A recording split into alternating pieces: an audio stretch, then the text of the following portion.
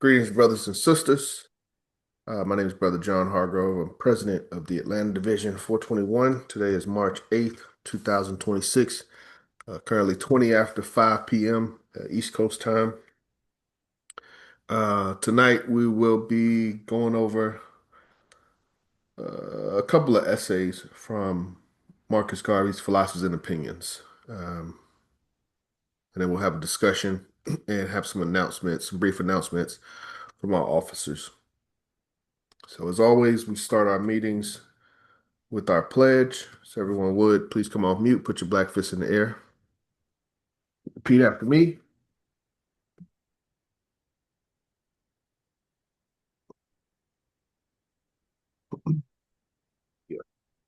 I commit my body, mind, and spirit I commit my body, mind, and spirit to the protection, defense, and security to the protection, defense, and security of the red, black, and green. of the red, black, and green. I dedicate my life to the redemption of Mother Africa I dedicate my life to the redemption of Mother Africa and the liberation of her scattered black children. and the liberation of her scattered black children. I accept for myself and my descendants I accept for myself and my descendants the teachings of universal African nationalism. the teachings of universal African nationalism. And I promise that our children will be instilled And I promise that our children will be instilled with the purpose and knowledge of themselves with the purpose and knowledge of themselves as African people, as African people, in order that the cause of our struggle in order that the cause of our struggle will neither falter nor fail will neither falter nor fail until all black people are free and united until all black people are free and united through one God, through one God, one aim, one aim, one destiny. one destiny. Race first, maybe seated. Race first. Raise first. Can mute your lines, please. Right. As always, we following protocol. We have to open with our UNIA rituals. I will go through our rituals. First and foremost is opening hymn from Greenland's icy mountains. And Cecily, I'll get with you. At some point this year, want to transfer these over to our Office of Arts and Culture, so that we can do it more poetically than how I perform them. But at any rate, from Greenland's icy mountains, from India's coral strand, where Africa's sunny fountains roll down their golden sand. From many ancient rivers, from many palmy plains, they called us to deliver their land from error's chain. Shall we whose souls are lighted with wisdom from on high, shall we to men benighted the lamp of life deny? Salvation, O salvation, the joyful sound proclaim, to earth's remotest nation has learned Messiah's name. Waft, waft, ye winds his story, and you, ye waters, roll, till like a sea of glory, it spreads from pole to pole. To o'er our ransomed nation, the Lamb for sinners slain, Redeemer, King, Creator, in bliss returns to reign. Amen, Ashe. Sister Cecily, would you like to do a prayer for us, if you can? Sure. Let me stop. Yes. You have the floor. Okay, everyone, if you would, please assume the posture of prayer. Oh God, make this assemblage radiant. Make the hearts merciful. Confer the bounties of the Holy Spirit. Endow them with a power from heaven. Bless them with heavenly minds. Increase their sincerity, so that with all humility they may turn to thy kingdom and be occupied with service to the Negro race. May each one become a radiant candle. May each one become a brilliant star. May each one become beautiful in color and redolent of fragrance in the kingdom of God. Endow us with thy providence, for thou art the powerful, thou art the giver, thou art the beneficent. Ashe. Ashe. With thanks, Sister Cecily. And the last portion of our opening rituals is our Shine On Eternal Light. Processional hymn, as it's titled. Shine on, eternal light, to greet our souls this day, dispel the gloominess of night, and drive our doubts away. Our longing I prepare when war and strife shall cease, to view the morn soon to appear, the new era of peace. Thy glorious church, O God, no kingdom can remove, made without hands, his blessed abode, the harbinger of love. Of all thy of all the gifts that flow from thy great throne above, we ask thee on our hearts bestow the gift of perfect love. My soul the light receives and dares the truth to prove, not in blind ignorance believes, but knows that God is love. Come, love, and give new birth to man's destructive mind. Spread where confusion reigns on earth, goodwill to all mankind. Shine on, eternal light, thy penetrating ray shall turn the hour of darkest night into eternal day. Ashe, amen. Okay, that takes care of our opening rituals. Next would be a roll call. Roll call at myself, President John, uh, get our officers list up.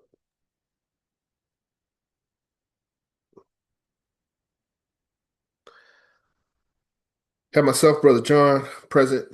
Lady President, Sister Diane, absent currently. First Vice President, Brother Macias, is currently absent. Second Vice President, Brother Malik, is present. Third Vice President, Brother Eric, is absent. First Lady Vice President, Sister Cecily, is present. Second Lady Vice President, Sister Ayana, is absent. Treasurer Ross Marvin is currently absent. And we talked about Brother Eric and Assistant Secretary. Um, our Minister or our Agriculture Coordinator, Brother Cornelius, is present. Our Legal Defense Committee Coordinator, Attorney Imhotep, is also present. And we have one of our members, Brother Abdul Aziz, out of Indianapolis, present with us as well. Tight quorum today of 7. And Brother Art, our recording secretary.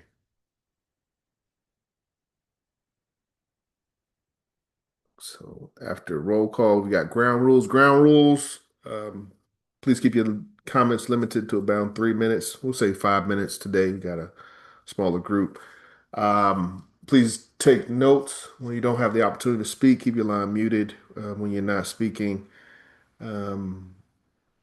Sisters don't give out any personal contact, give out a business line or email, and make sure you pay your dues. Those are ground rules. Preamble. And preamble of the UNIA is who we are, how we introduce ourselves to the world. States that the Universal Negro Improvement Association and African Communities League is a social, friendly, humanitarian, charitable, educational, institutional, constructive, and expansive society. It's founded by persons desiring to the utmost to work for the general uplift of the Negro peoples of the world. The members pledge themselves to do all in their power to conserve the rights of their noble race and to respect the rights of all mankind, believing always in the brotherhood of man and the fatherhood of God. The motto of the organization is one God, one aim, one destiny. Therefore, let justice be done to all mankind, realizing that if the strong oppresses the weak, confusion and discontent will ever mark the path of man, but with love, faith, and charity towards all, the reign of peace and plenty will be heralded into the world, and the generations of men shall be called blessed. In the world.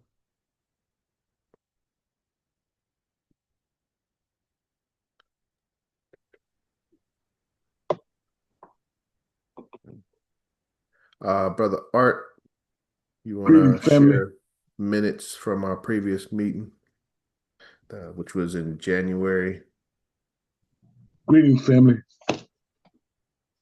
The minutes from the January 25th meeting. The topic of the meeting was the plan for 2026. The leader was President John. At 5 p.m., we was called to order. 5:10, the pledge was read. 5:15, we went through the rituals. 5:22, roll call. We had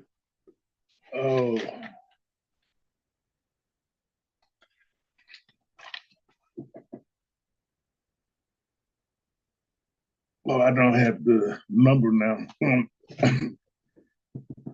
5:25, the ground rules and the preamble were read. At 5:30, the minutes were read. At 5:35, the topic was floored.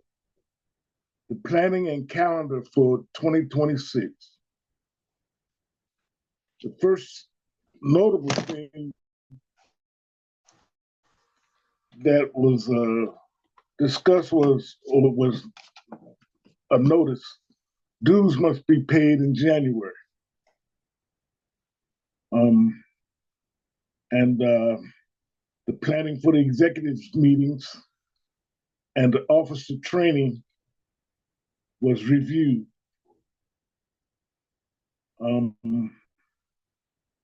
The calendar and scheduling was reviewed.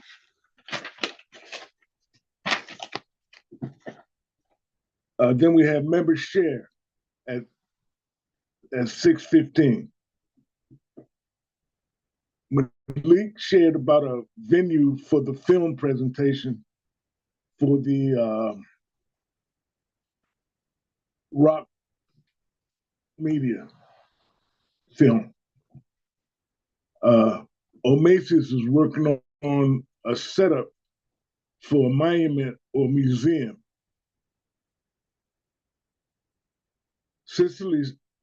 Lady President Cicely said she was looking forward to 2026.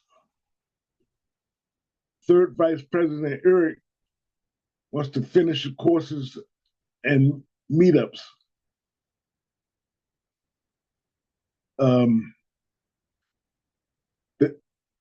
I talked about the BB Toomey MC, and Cornelius didn't have anything to share.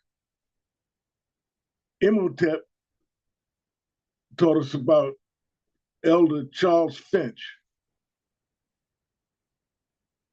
And Aziza expressed her enjoyment of the meeting.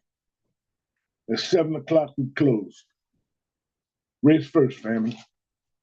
Race first. Thank you, Brother Art. Thank you for that report. And just a note going forward, I like 2 hours maximum for our meetings. I think that's something we'll try to be better about this year. It's kind of keeping our meetings concise and prioritizing on what's most important. But concise, we got to be concise as leaders to make the meetings efficient. Thank you, Brother Art. Okay, tonight we're going over some of the essays from Philosophers and Opinions of Marcus Garvey. So we got a couple that I want to touch on specifically, given some things that are on my mind. But the main one is coming from volume 2. But we'll start with a shorter essay from volume 1. What is it at? So 3 stages.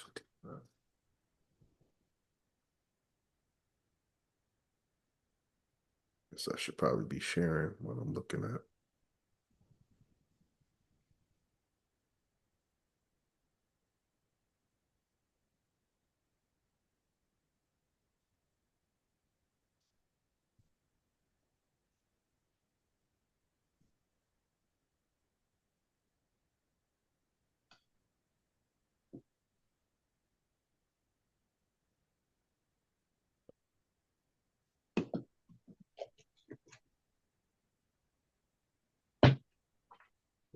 So the first essay from the text would be found on page 55 of volume one of Philosophies and Opinions of Marcus Garvey.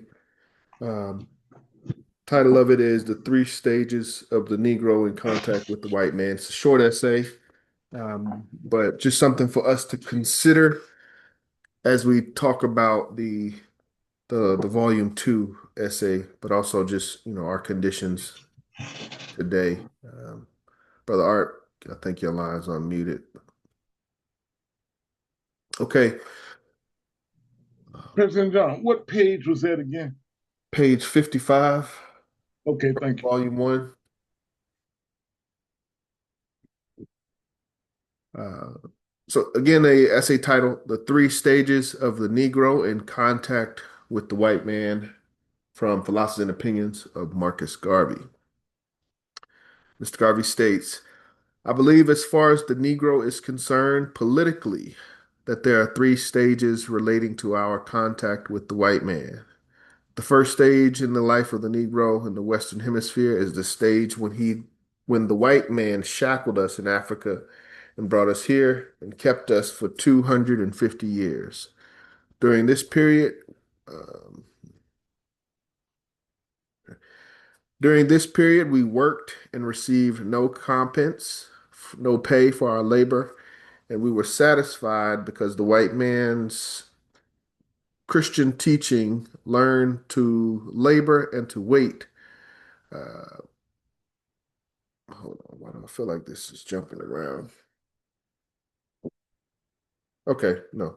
White man's teaching learned to labor and to wait. The second stage was the thing called emancipation, which we have enjoyed for 48 years. This stage, this stage came when they gave us partial freedom and a petty existence by way of wages, and we were satisfied during that stage to do just what they told us to do. We worked for small wages and voted Republican, Democrat, and so forth until after 58 years, we discovered that a change was necessary. Now we have entered into the third stage of our existence, wherein we say the white man, after 250 years of slavery and 58 years of partial freedom, under your leadership, we are going to try but 50 years our own direction. This new stage calls for the manhood within the race and means that we must throw off all conditions that affect us in the first and second stages and go out and acquit ourselves like men in the economic, I think it's like equip ourselves, yeah, yeah, like men in the economic, industrial, and political arena. Um,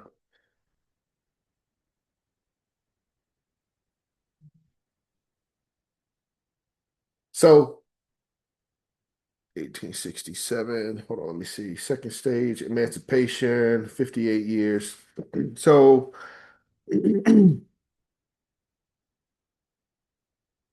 first stage would be slavery for the African Americans here in the United States.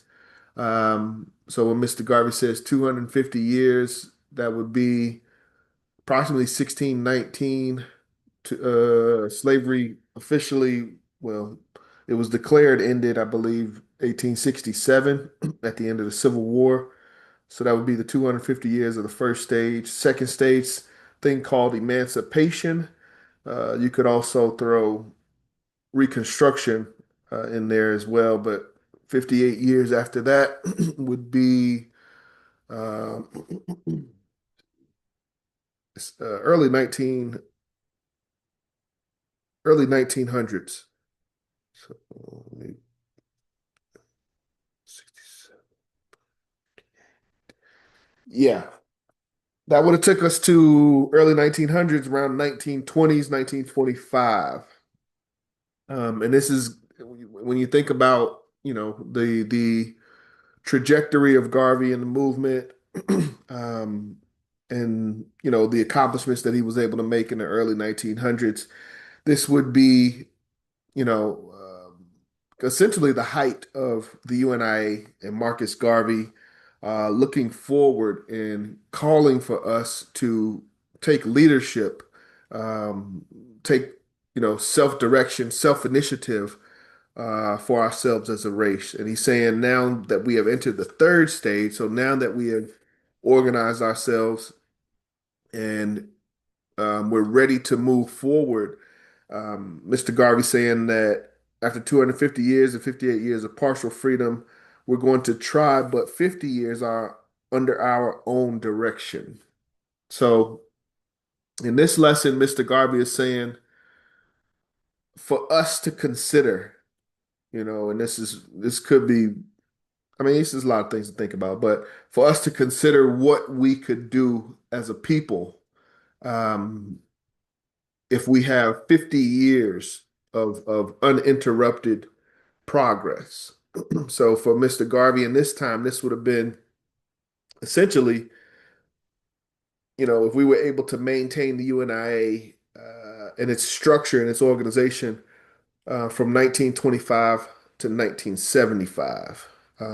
Just think about, what we could do, what we could show, the hope that we could give, our people in our race all over the world to see the accomplishments and the progress that we could make in 50 years of continued effort. Mr. Garvey closes, he says, in this new stage calls for all the manhood within the race and meant that we must throw off all conditions that affect us in the first and second stages. So he's calling for us to, again, the manhood, womanhood, for us to take responsibility. We must understand that what others have done for us and the things that we've been satisfied with that he spoke to in the first two stages cannot be acceptable for us in this third stage. We must do for ourselves. And like men in the economic, industrial, and political arena. So this we weren't able to make this a reality. Obviously, we should know that Mr. Garvey was incarcerated 1925. He was incarcerated and then released in 27. Is that right? I think that's right. I don't think it's 23 and 25. It's 25 and Yeah, I 27. think that's right. You're 25. correct. Thank you. Thank you for the clarification. So, this is kind of something we just have to apply to our imagination to some extent, but also think about, Mr. Garvey's idea of the possibilities.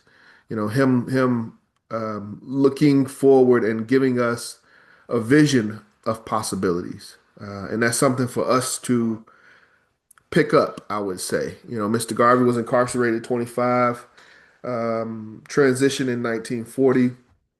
The UNIA had some internal struggles and disagreements.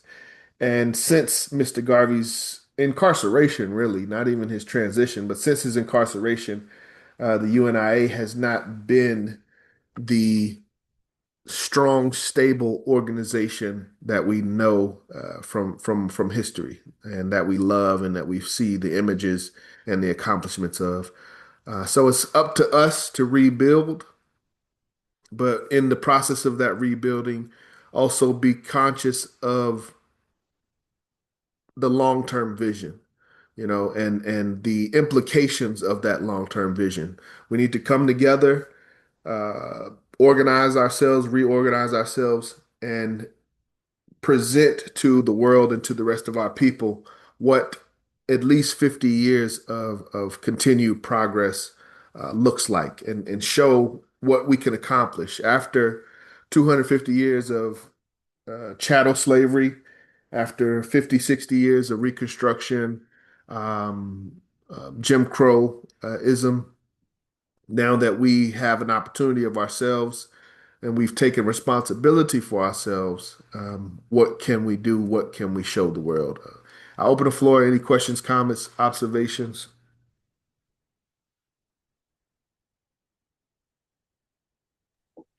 Yeah, President John, Yes.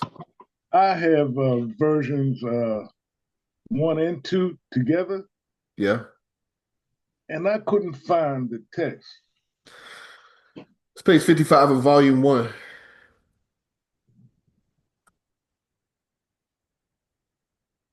Okay. Um, you got table of contents? Yeah, I got it. Well, that's the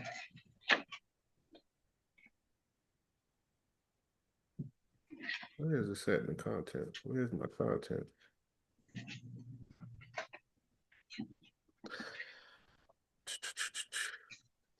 So it's after the essay of But comment. Sister Yana. Yeah. So just thinking about when you mentioned like after he was incarcerated, that the UNIA was never the same. Mm-hmm. Um, but also it speaks to how it was like planned and like systematically organized for Black people to never really come together. So even if in trying, and I'm not saying that we shouldn't try because all those that like tried after him, they started killing them instead of locking them up. And if they did lock them up, they never let them out. So, it was meant to set an example so people don't um, rise up and come together. And then they flood us with drugs, da da da da da. But yeah, I was just thinking of that when you was talking about how we still need to come together, Yeah, and which we still do. yeah, I 100% agree. But I was also looking at why why we are separate at this part at this point yeah. now, and the struggle to bring us together. So. Absolutely. That's one of Garvey's greatest quotes, the greatest weapon used against the Negro is disorganization. But what I was going is we know Mr. Garvey was being monitored and watched. But it also makes me kind of think of the threat that he was, not only him, but his ideas, the threat that they were to um, white supremacy or white dominance at the time. A lot of, even today, a lot of these power dynamics, um, they're just based upon perception. They're just based upon belief. But when you can kind of break that belief and you can break that belief on a mass scale, um, you can see power change, overnight in some aspects. And this is the threat that Mr. Garvey's ideology was putting forth. So, kind of what I see, in addition to what you're saying, is the vision that Mr. Garvey was asking us to imagine, the dream of us coming together and working together is a nightmare, to other cultures. To see the fact that he mentioned how we were satisfied under stages 1 and 2. That's when they talk about going back and doing things, the old way and making things great again. That's the sentiment, that's the challenge that we continue to fight. They have a certain vision for us. There was a time when we accepted that vision for us, and we were okay with that. But Mr. Garvey is saying now it's time for us to establish a vision for ourselves, and again, that's a direct threat to those in power. Brother Art, were you able to find it in your text? Chapter 4 is I've got it under subsection chapter 4 of volume 1.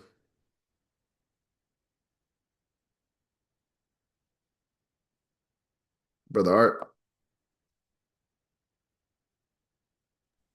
okay. I got it. any other questions, comments, observations before we go to our second essay? Yeah, with that, with us coming together, Yes, sir. um, why is it there's no communication between the different factions of the UNIA. Hmm. You get Um, you getting you coming up to modern day now, right? yeah.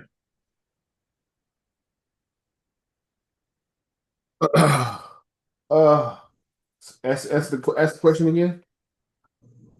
I know it's in relation Why is to no there? communication amongst the Yeah, there seems to factions. be no communication. I'm sorry, I felt like I was talking while you were talking. Why is there Yeah, no there seems communication to be between the no. factions? Yes. Put me on the spot. No, I was this weekend.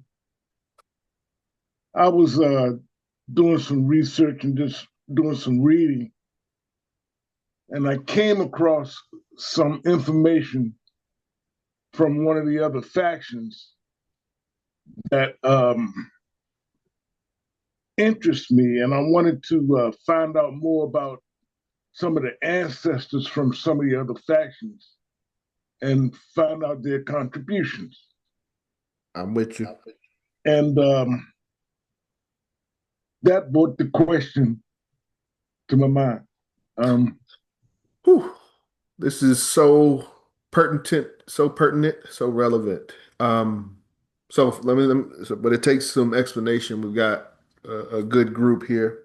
Not everyone is on the same page, and I want everyone to be on the same page with the question and understanding.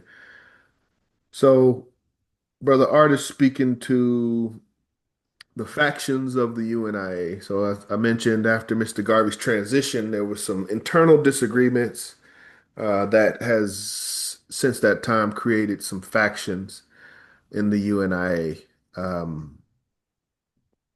Now, to preface this, in Atlanta, we our idea of the UNIA, when we speak on UNIA and rebuilding and reestablishing ourselves, the UNIA that we speak about specifically would be the UNIA that was envisioned or re-envisioned uh, in August of 1920.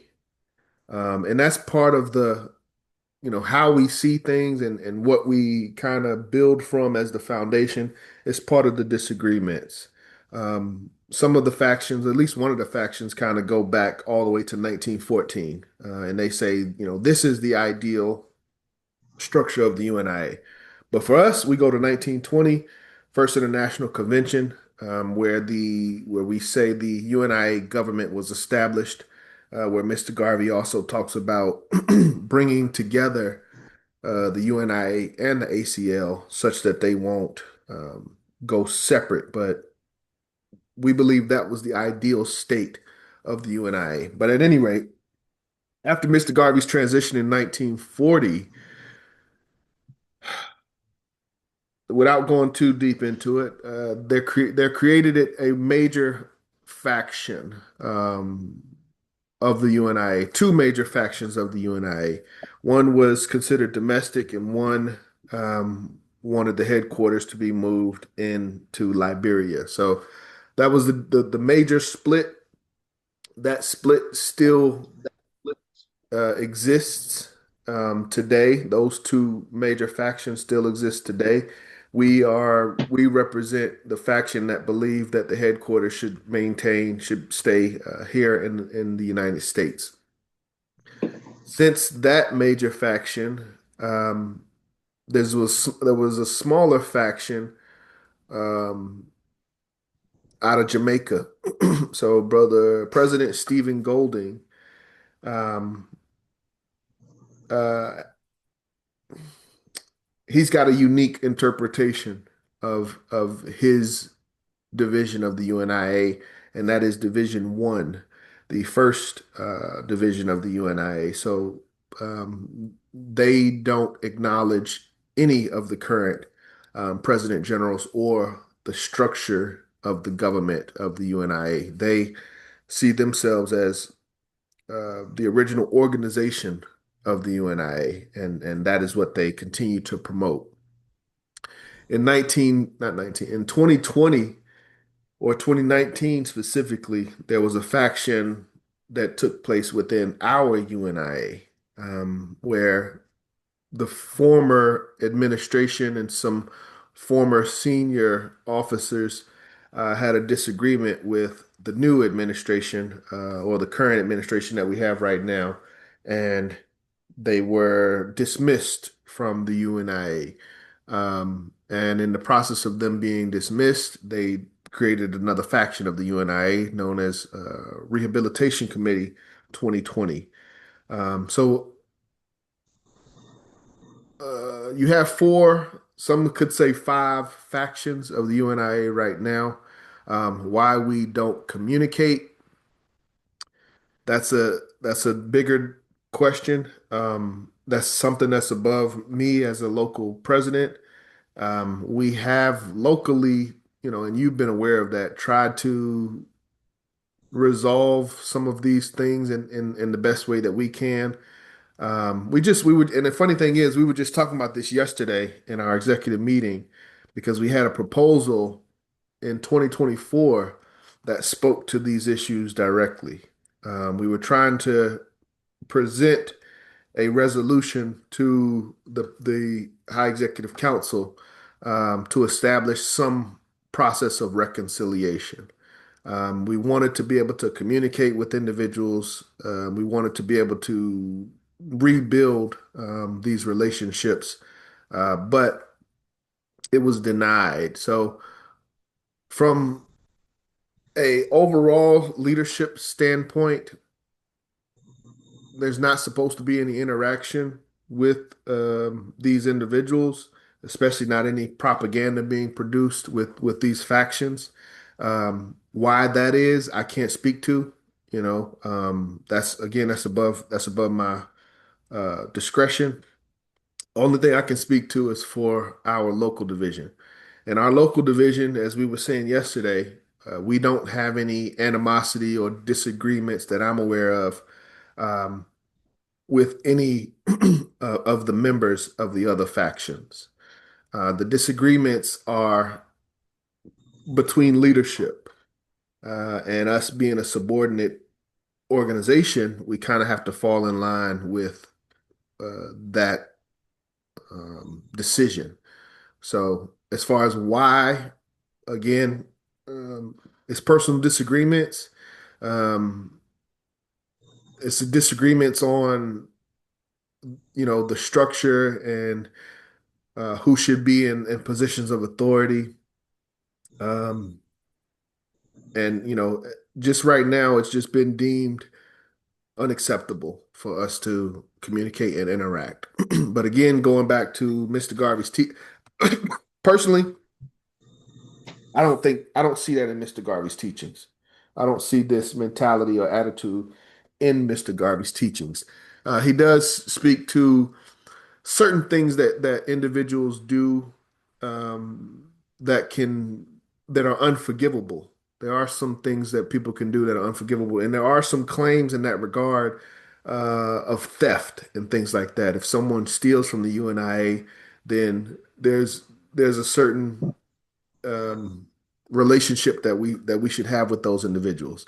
And okay, so that makes sense. So going back to it, it's pretty much been made that anyone that we disagree with or don't have a good relationship with falls into that category, and that's why we should not interact with them because they have stolen from the UNIA, and there's no resolve to get around that.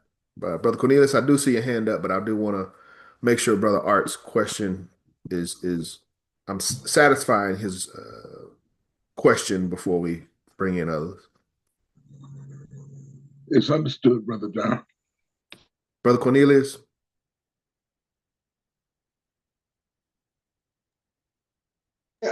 Yeah, Brother John, I just got a quick question and clarification. When you were talking about the different divisions splitting off, you said something about there was a split from the group here.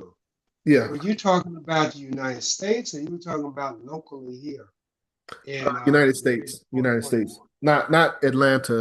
Atlanta. I'm not aware of any splits from Atlanta. There's another group here in Atlanta, UNIA group, but they predate us.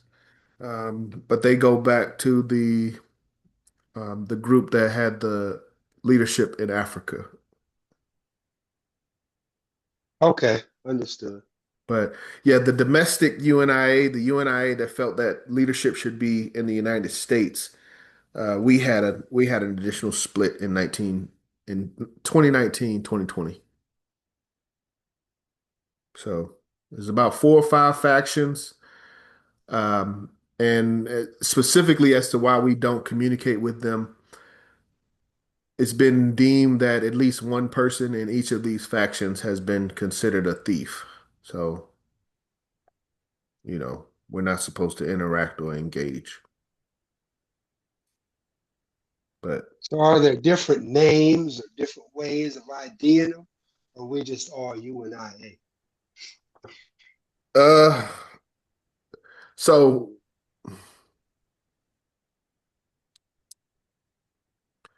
yes, there are different ways to identify them. I can't give the specifics on the one that Cleo Miller was president general of. I don't know exactly how they identify themselves.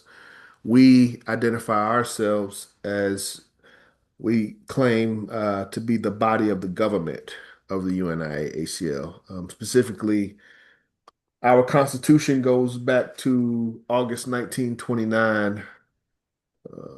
Yeah, August 1929 of the world. That's what Mr. Garvey, that was the verbiage that Mr. Garvey used later on in the development of the UNIA. So we're the government of the Universal Negro Improvement Association and African Communities League, ACL, August 1929 of the world. And then you have Rehabilitation Committee, RC 2020 of the UNIA ACL. Jamaica would be specifically UNIA ACL Division One. Um, so that's one, two. And then I believe Cleo Miller just claims UNIA ACL August 1929.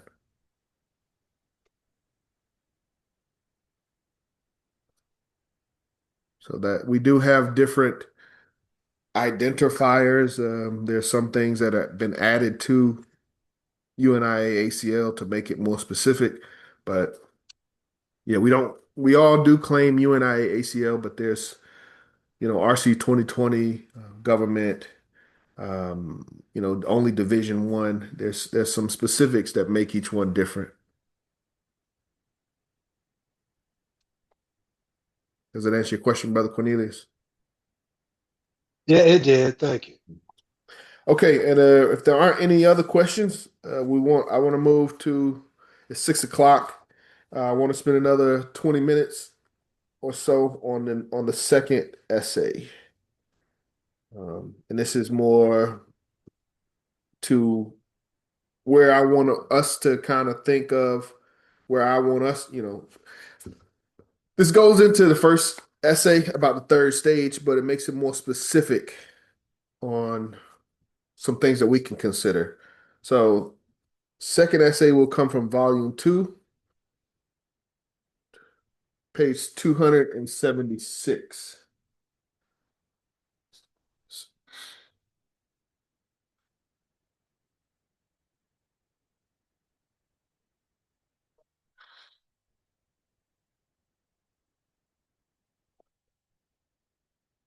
Title of the essay is Salaries to Officers. Um, so when we think about rebuilding and we think about uh, the height of the UNIA, part of that implies, well, I'm not gonna say implies, but we've got to understand that there was a time when officers in the UNIA were paid for their services, and it is still in the Constitution that officers should be paid for their services, and that's something that we've talked about locally. I think a couple years ago, 2 years ago, we brought it up and I'm planning to bring it back up again for us locally before before we travel to HEC. Okay, let me start this. I may not read all of it. It is fairly long. Let's see. Yeah, it's really long actually. So I'm gonna just read some of it, and I may read a little bit at a time.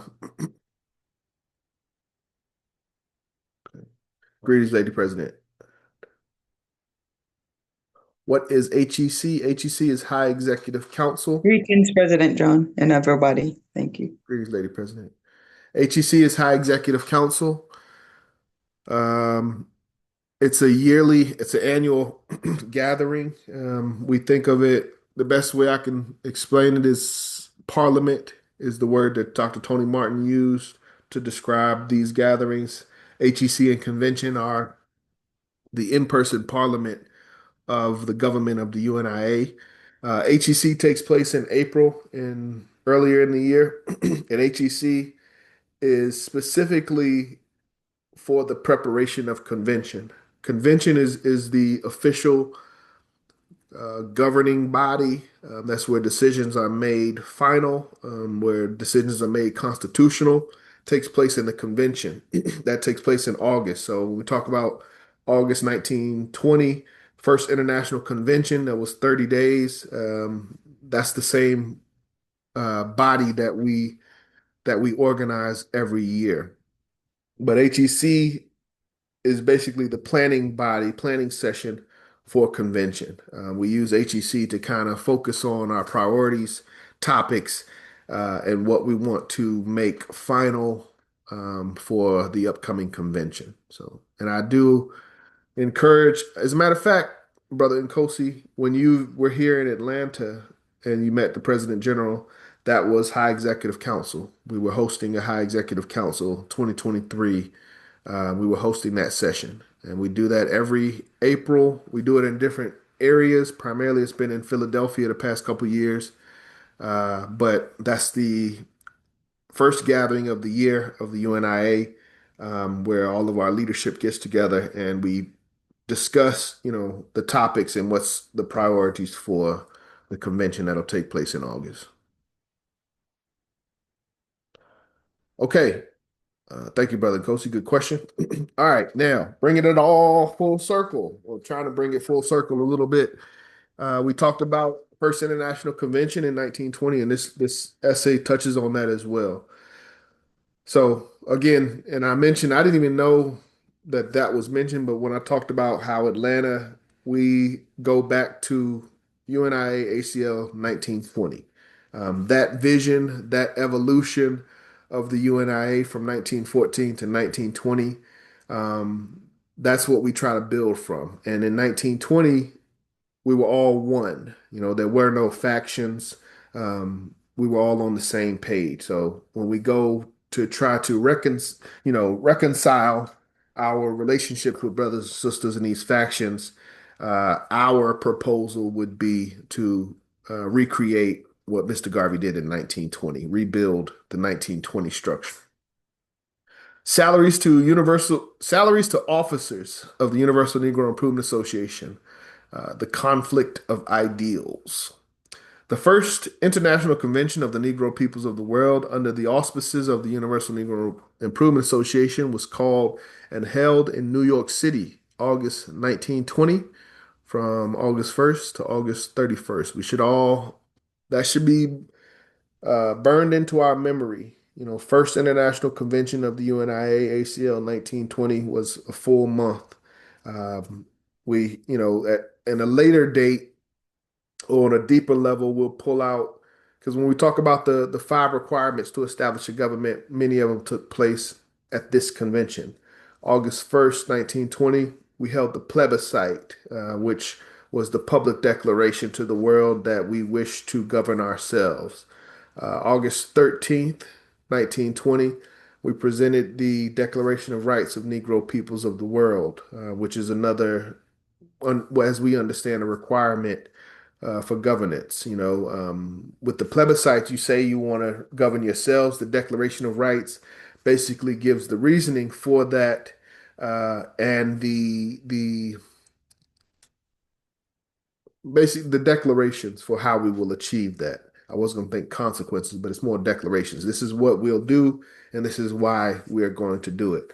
August 15th, 1920, is when I was taught that the red, black, and green flag was introduced to the world. We speak about it on Declaration 14, I believe, of the Declaration of Rights of Negro Peoples of the World. Mr. Garvey states that the colors of the Negro race shall be red, black, and green. But I've been taught that the flag itself was not introduced until the 15th of August. And then August 31st, 1920, we should understand as the first um the first celebration of the international independence of African people. So that was the creation of our first international holiday to continue to commemorate our striving for independence and organization of our people throughout the world. So August 1920, that's UNIA-ACL. We've got to lock those two together and understand what took place at that time. Representative delegates, duly elected by people from all parts of the world, attended the conclave. That's a very important statement as well.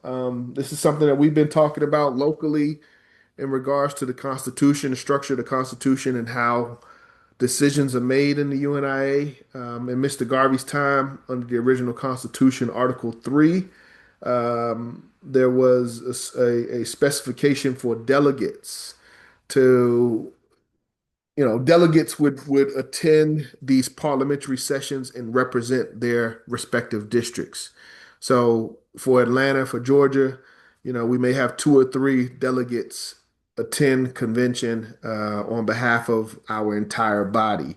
But that same thing would be taking place for divisions in Africa and other divisions in the United States. These representative delegates, which were elected by their local divisions, would travel to these parliamentary sessions to speak on behalf of their jurisdiction. It's the same thing when you look at United States politics. When you look at the House of Representatives or senators, these are elected representatives to speak in these government and legal sessions on behalf of their districts and counties. Even locally, city council, same way.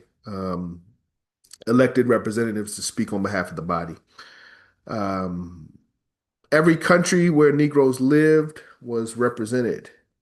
It was at this convention. Sorry. Over here messing up. It was at this convention that the Constitution and bylaws of the Universal Negro Improvement Association was discussed and adopted, and its executive officers were elected by popular suffrage. Suffrage, we should know, is voting. The delegate who were afterwards named deputies were so enthusiastic and their hopes for the movement so buoyant that they did things that had to be amended at the following convention in August 1921. Let me read that again.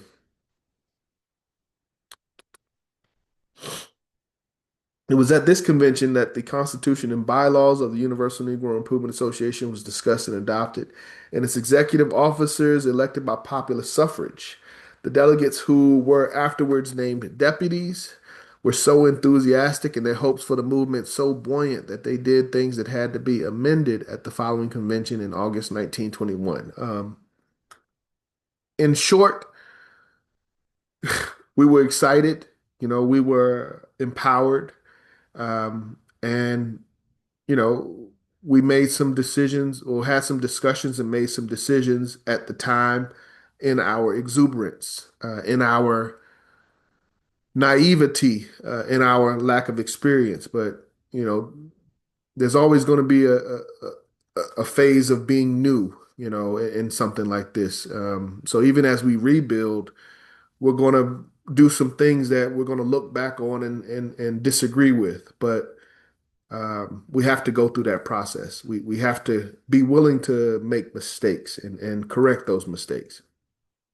Among the things they did, they had unforeseeingly that had to be amended was the voting of large salaries to the newly elected officers of the movement without having sufficient capital in the treasury to meet the expenses. So imagine this, first international convention, we got delegates being in positions of voting. They go to the body, and one of the first things that they recommend or discuss is that they should be paid. And these are our ancestors in 1920, but Mr. Garvey saying that um, the amounts that they said were were more than the more than the organization had in its coffer at that time, without sufficient capital in the treasury to meet the expenses of these salaries.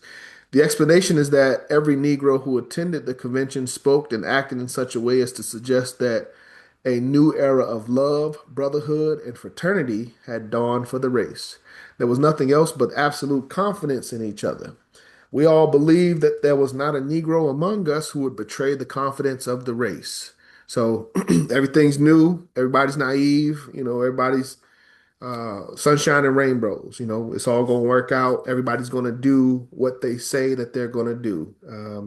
But, you know, what else do you have at that time but confidence and hope? We were glad to cut away from the old, venal, and corrupt leadership. So I would apply that implies a colonial leadership. At the convention, where every delegate was given 5 to 10 minutes to speak, and explain conditions in his particular part of the world, and where time did not permit, each delegate had the privilege to submit his report in writing. The consensus of reports showed that the race universally was suffering from dishonesty among the leaders who would sell out the rights of the people and accept bribes to ignore their interests. So this is 1920, 1921.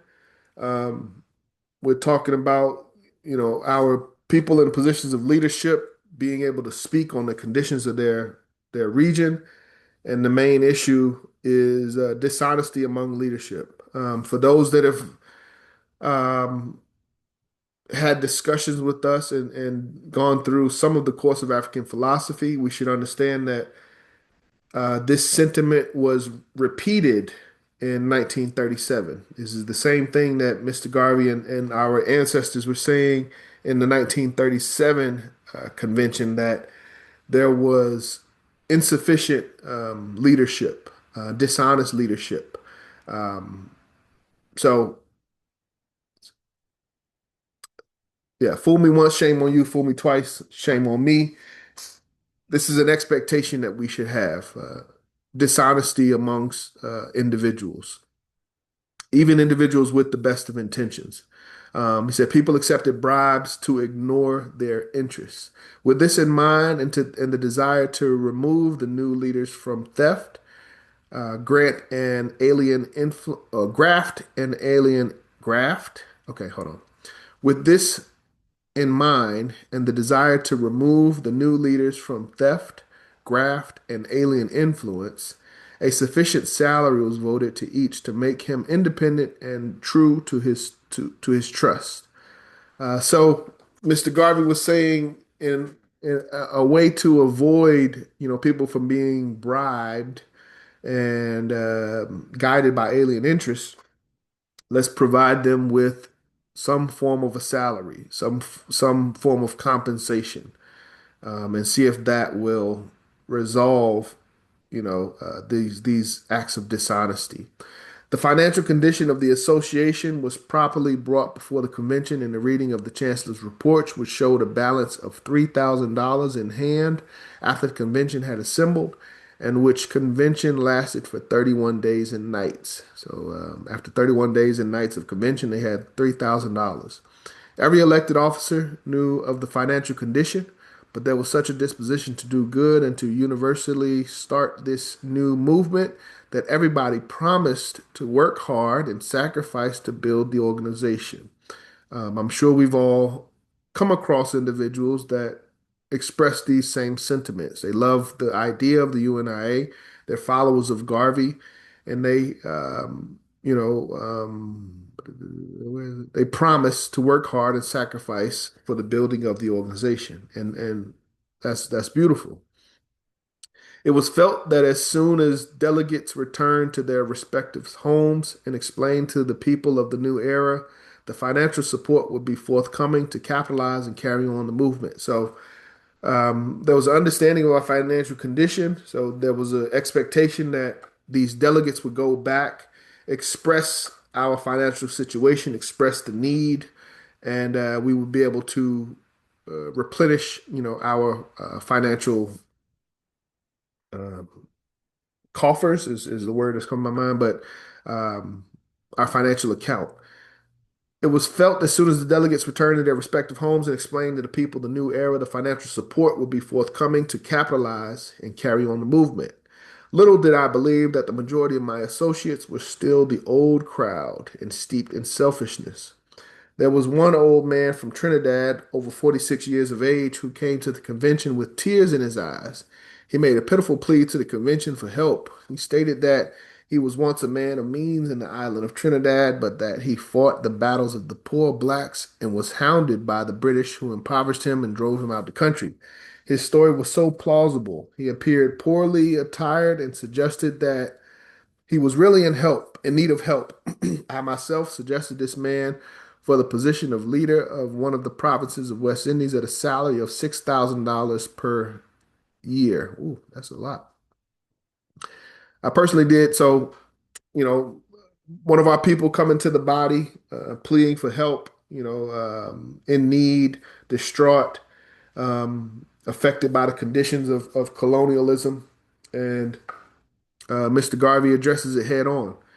He gives the person a job and gives them a nice salary, I would say, relatively at that time.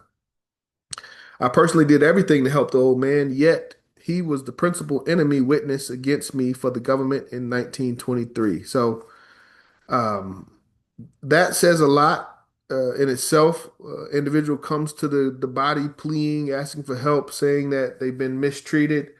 Mr. Garvey gives them a job and a salary. And, come to find out, this individual turned out to be the principal witness against Mr. Garvey in 1923.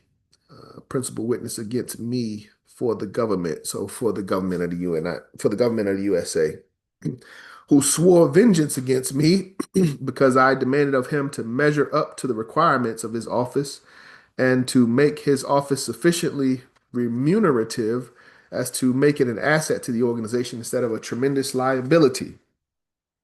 So let me break that down. Basically, this brother was upset at Mr. Garvey because Mr. Garvey's asking him to do work, to fulfill the responsibilities of the office, to earn the wage in which he was being paid. And this brother, a 46-year-old brother at the time, his response to that is to be a principal witness against Mr. Garvey.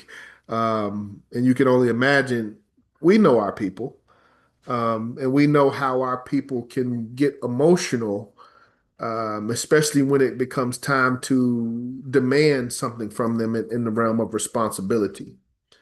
So he was the first official of the association to sue for $12,000 after he had worked for the association unsatisfactorily for but 1 year, during which time he was handsomely paid and enjoyed extraordinary privileges.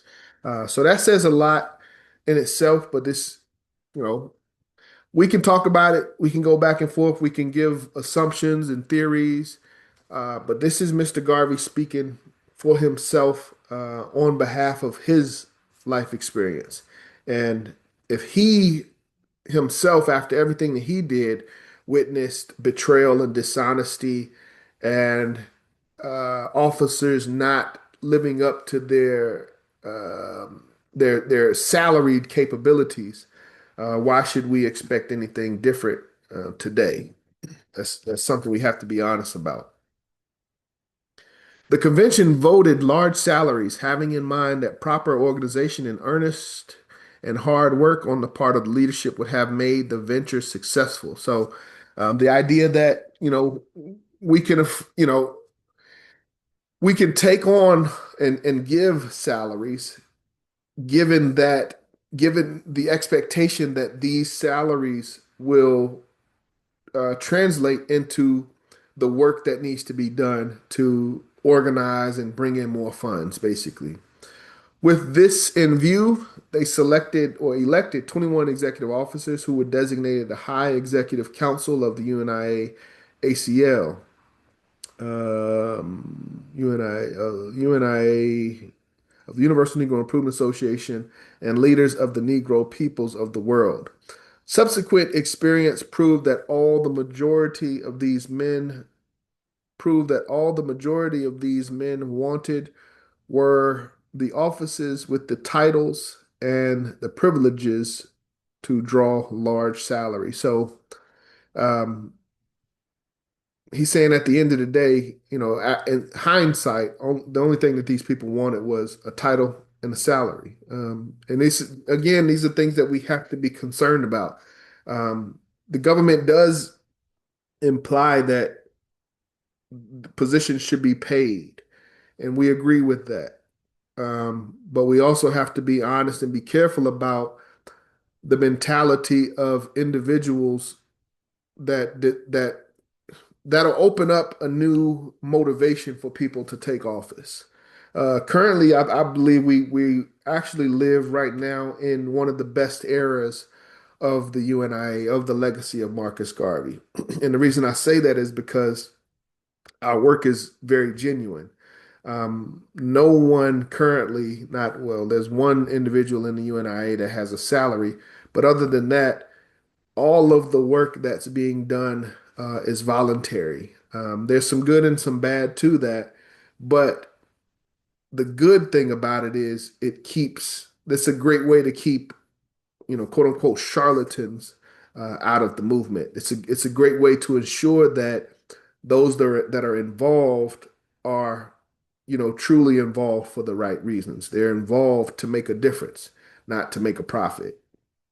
Um, Subsequently, Mm. yes, Lady President, I'm sorry. I was just wondering who has a salary? Secretary General has a salary of 1,500. Oh. Oh God, for the year? Yes. She don't have a salary. That's just a little thing. But Uh, I get what you're saying though. I'm sorry. I don't mean to digress. yeah, as we documented in the Constitution, she's the only office that has a constitutional that gets paid constitutionally every year, and that's that would translate to quote unquote a salary. We're way behind. If that's all she's getting, we're way behind. But I anyway, I didn't mean to digress. understand. Understand. Following are the positions created with the salaries attached at the first convention. So this is from the 1920 convention. Annually, His Highness the Potentate, $12,000. Let me do a quick $12,000 in 1920 today. Inflation calculator that would correlate to $195,000 today. That's a pretty good um, that's a pretty good salary, $195,000 for then I think that's the highest paid. No, there might be one more higher than that, but that would be the potentate, which is office we don't have anymore. His Excellency, the Provisional President of Africa, that was the position that Marcus Garvey held. He was getting $10,000 today, or $10,000 in 1920, which would correlate to 162 to $163,000 in modern time. Um, His Excellency, President General and Administrator. So I guess he would get 10,000. He would have got $20,000, which is 320 something thousand a year. His Excellency, the leader of American Negroes, which would have translated to the first president general at that time, would also get a salary of 10,000 in 1920 or $162,000 today. His Highness Supreme Deputy Potentate, let's see, $6,000 in 1920 is just under $100,000 today. Assistant President General, we get another $6,000. Secretary General used to get $6,000 or just under $100,000. High Chancellor, same. Surgeon General had $7,000, which translates to $113,000 today. And does it have a number? But I'm not going to translate all of them, but we can touch on each one. His Excellency, leader of Western Province of West Indies. I believe that would have been the second President General, had a salary. Chaplain General had a salary. Auditor General had a salary. Counsel General had a salary. Assistant Counsel General, High Commissioner General, Assistant Secretary General, Minister of Labor and Industry, Minister of the Legion, Speaker and Convention, all had salaries. As explained, it was the consensus of the convention that its officers would, by their fitness and extraordinary ability, earn their salaries by active remunerative service. They were to go out to the people working hard, carrying to them the program of the organization. Mr. Garvey says, I found that with the exception of Bishop George Alexander McGuire, who was elected chaplain general, and Lady Henrietta Vinton Davis, who has remained faithful to her oath in the organization, not one of the elected officers was worth more than $1,200 a year as an office boy or lackey. Let me see what $1,200 a year looks like today.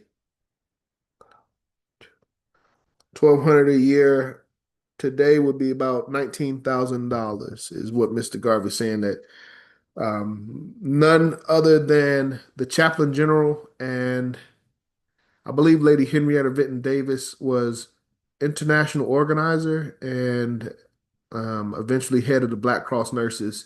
He says that everyone else wasn't worth more than $19,000 today or $1,200 in that time.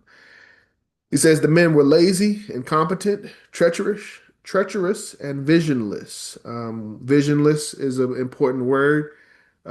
We should know from Course of African Philosophy, he teaches that Charles L. James stated that Marcus Garvey was a man of vision and his students had to be visionary. So it was an expectation from Mr. Garvey that we would have vision. As a result of as let me see, the men were lazy, incompetent, treacherous, and visionless, as after results so amply proved. So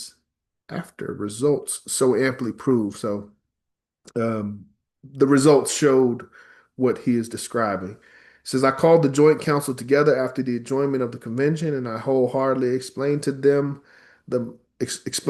men the financial state of the organization with its tremendous program. I pointed out that every man throwing in his whole heart in the work and being honest with the people, it would be very easy for us to measure up to every expectation. So if we actually carried out the things that we said we would do, Mr. Garvey saw that the organization it could grow. I accidentally changed pages, went backwards. I tried to inspire the men from my own subconscious feeling in that I alone, with the help of the people, had built up the tremendous organization. Prior to the convention, with property in several parts of the world, in the United States and New York alone, the association controlled property valued at $100,000. So $100,000 in 1920.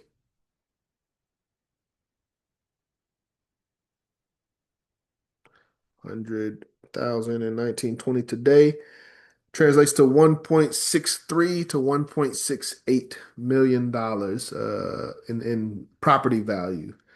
In view of the fact that the council had no immediate capital to start with in proportion to the tremendous liabilities, we unanimously decided to float a loan of about $200,000 from the membership for periods of 1, 2, 3, 4, 5, and 10 years. Every man was drafted to do his part in raising the money and carrying on the work. In the first 6 months, over $120,000 was raised, 95% of which was raised by me through my speeches and writings in the Negro world. After 6 months period, I found out that I was encumbered with a group of lazy men, most of them old enough to be my father. I have raved and pleaded with them. I tried by precept and example to inspire them. Prior to the convention, I worked 20 hours every day from 1918 to build up the association. When in New York, I worked in the office all day, going home at 7 o'clock each evening, and at 8 o'clock each night, I would be at Liberty Hall to take charge of the meeting held there each night of the week and three times on Sunday. Had three mass meetings on Sunday. That's what churches are doing now. So after I built up a following of 35,000 in New York City, and by my writings in the Negro world and other literature organized the whole world. I took the field, speaking every night of the week and sometimes twice a day, carrying with me a staff of secretaries who did my usual office work on the road. The only time on the road I had 8 hours sleep was when I was making a long distance run at night on the train. And even then, I did not have 8 hours rest, for I generally boarded the train at 11:30 after the night meeting so as to be at the next stop early next morning to keep up with my day's work. It was through such continuous work from 1918 to 1925 that I was able to build up a worldwide organization. Wherever I spoke in America, there was an admission fee of 50 cents, and thousands came out to hear me at every place. The money taken in would be divided as follows: two-thirds to the parent body and one-third to the local organization. That's a heavy split, but he's a representative of the parent body, and if he's bringing in the funds, I can understand that. Because basically, the local division doesn't have to do anything; they just get a third for him doing the work. I received nothing for speaking at these meetings.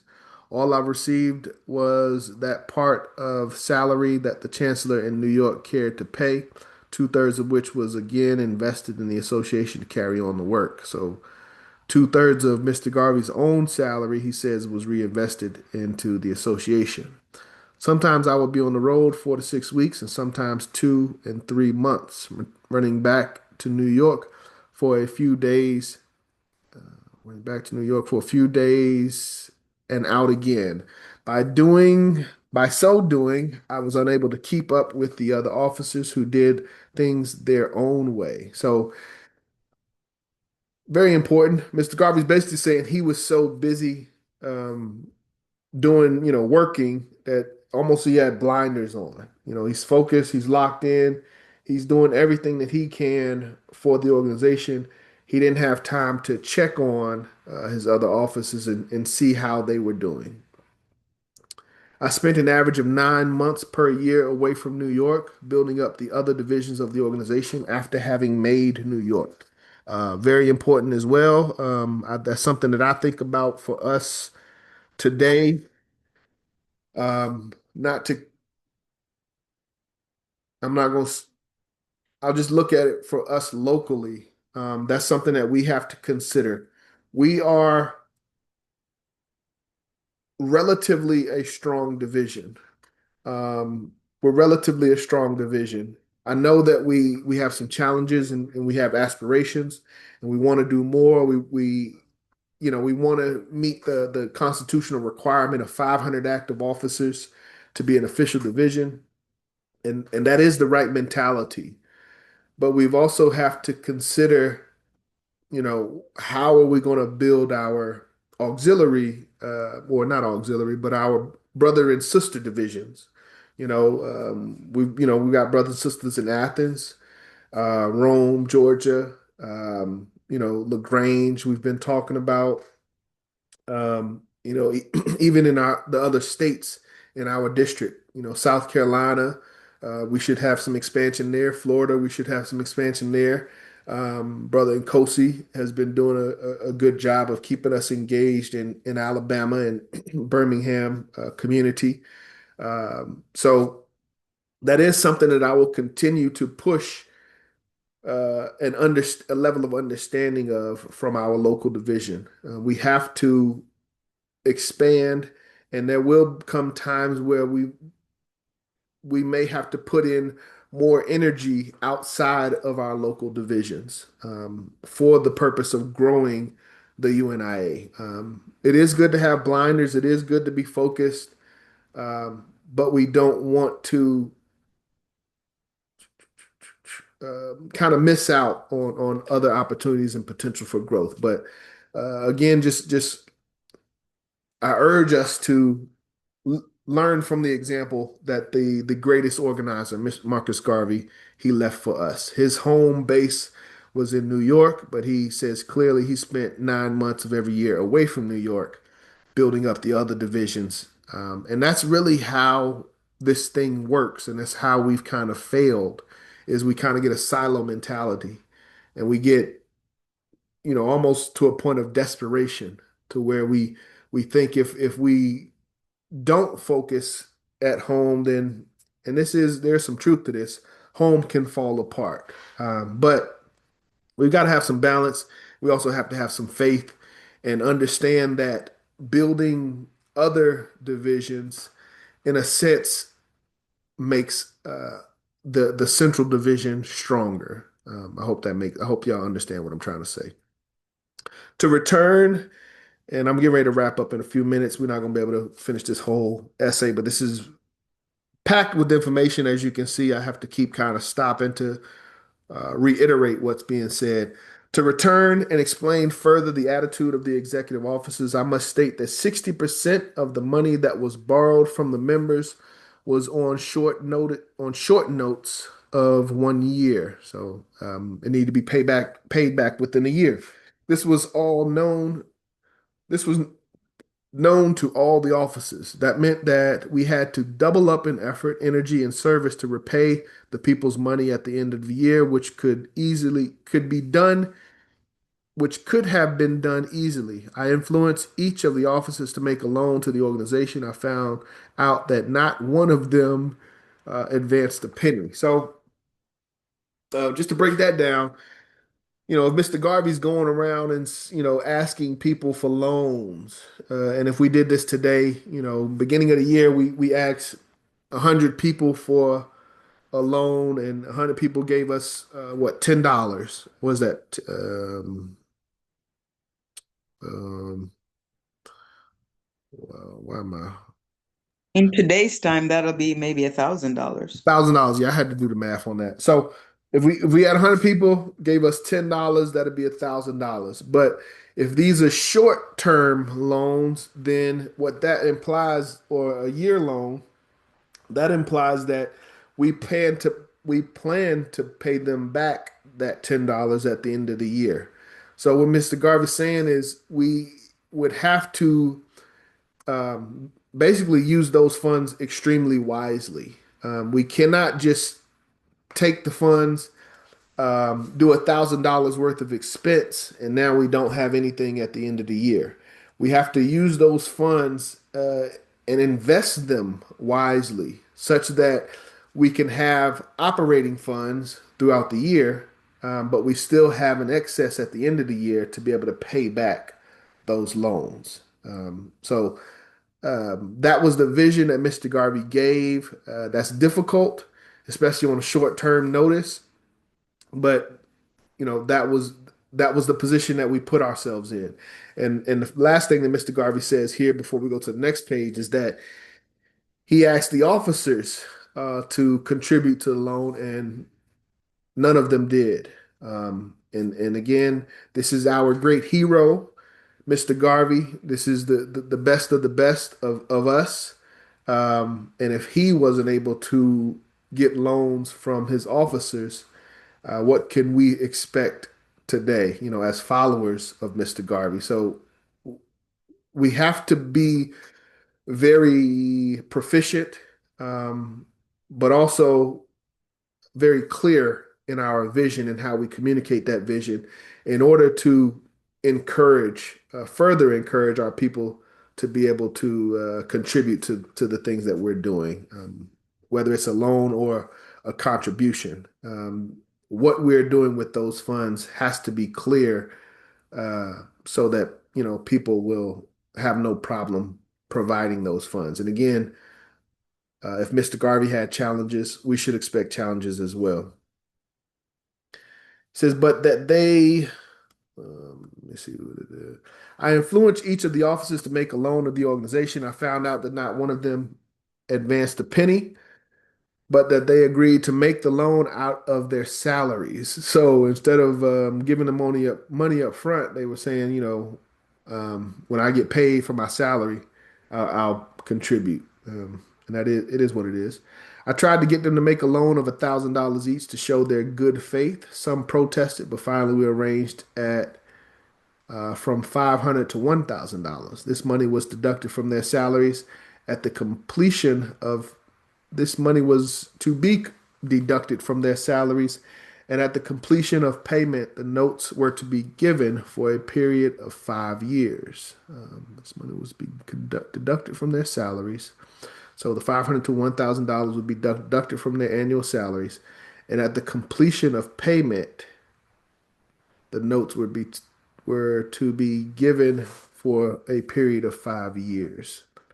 I'm not fully understanding that clearly. Being on the road most of the time, a group conspired to issue their notes for 1 year so they collect from the association more quickly. Oh, okay, I see. It was supposed to be a 5 year payback, but some officers said that they would rather do a 1 year payback, and I think we all know why. I had no suspicion that this was done. So again, Mr. Garvey's so busy working, he's not keeping up with what type of loans or the time period that our officers are putting loans in for, and that they made my many notes for five.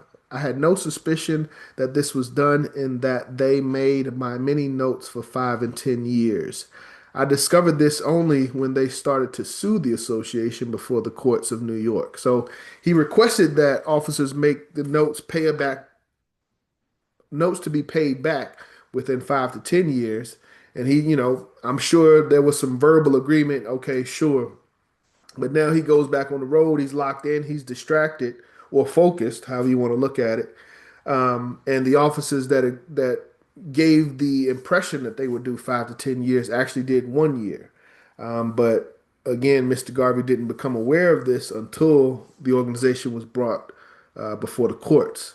The money that I raised and had sent to the headquarters, they used in paying regularly for the first year their salaries every first and 15th of the month. So he's out working, he's out raising money for the organization, and his support group is receiving the money and paying themselves their salaries twice a month.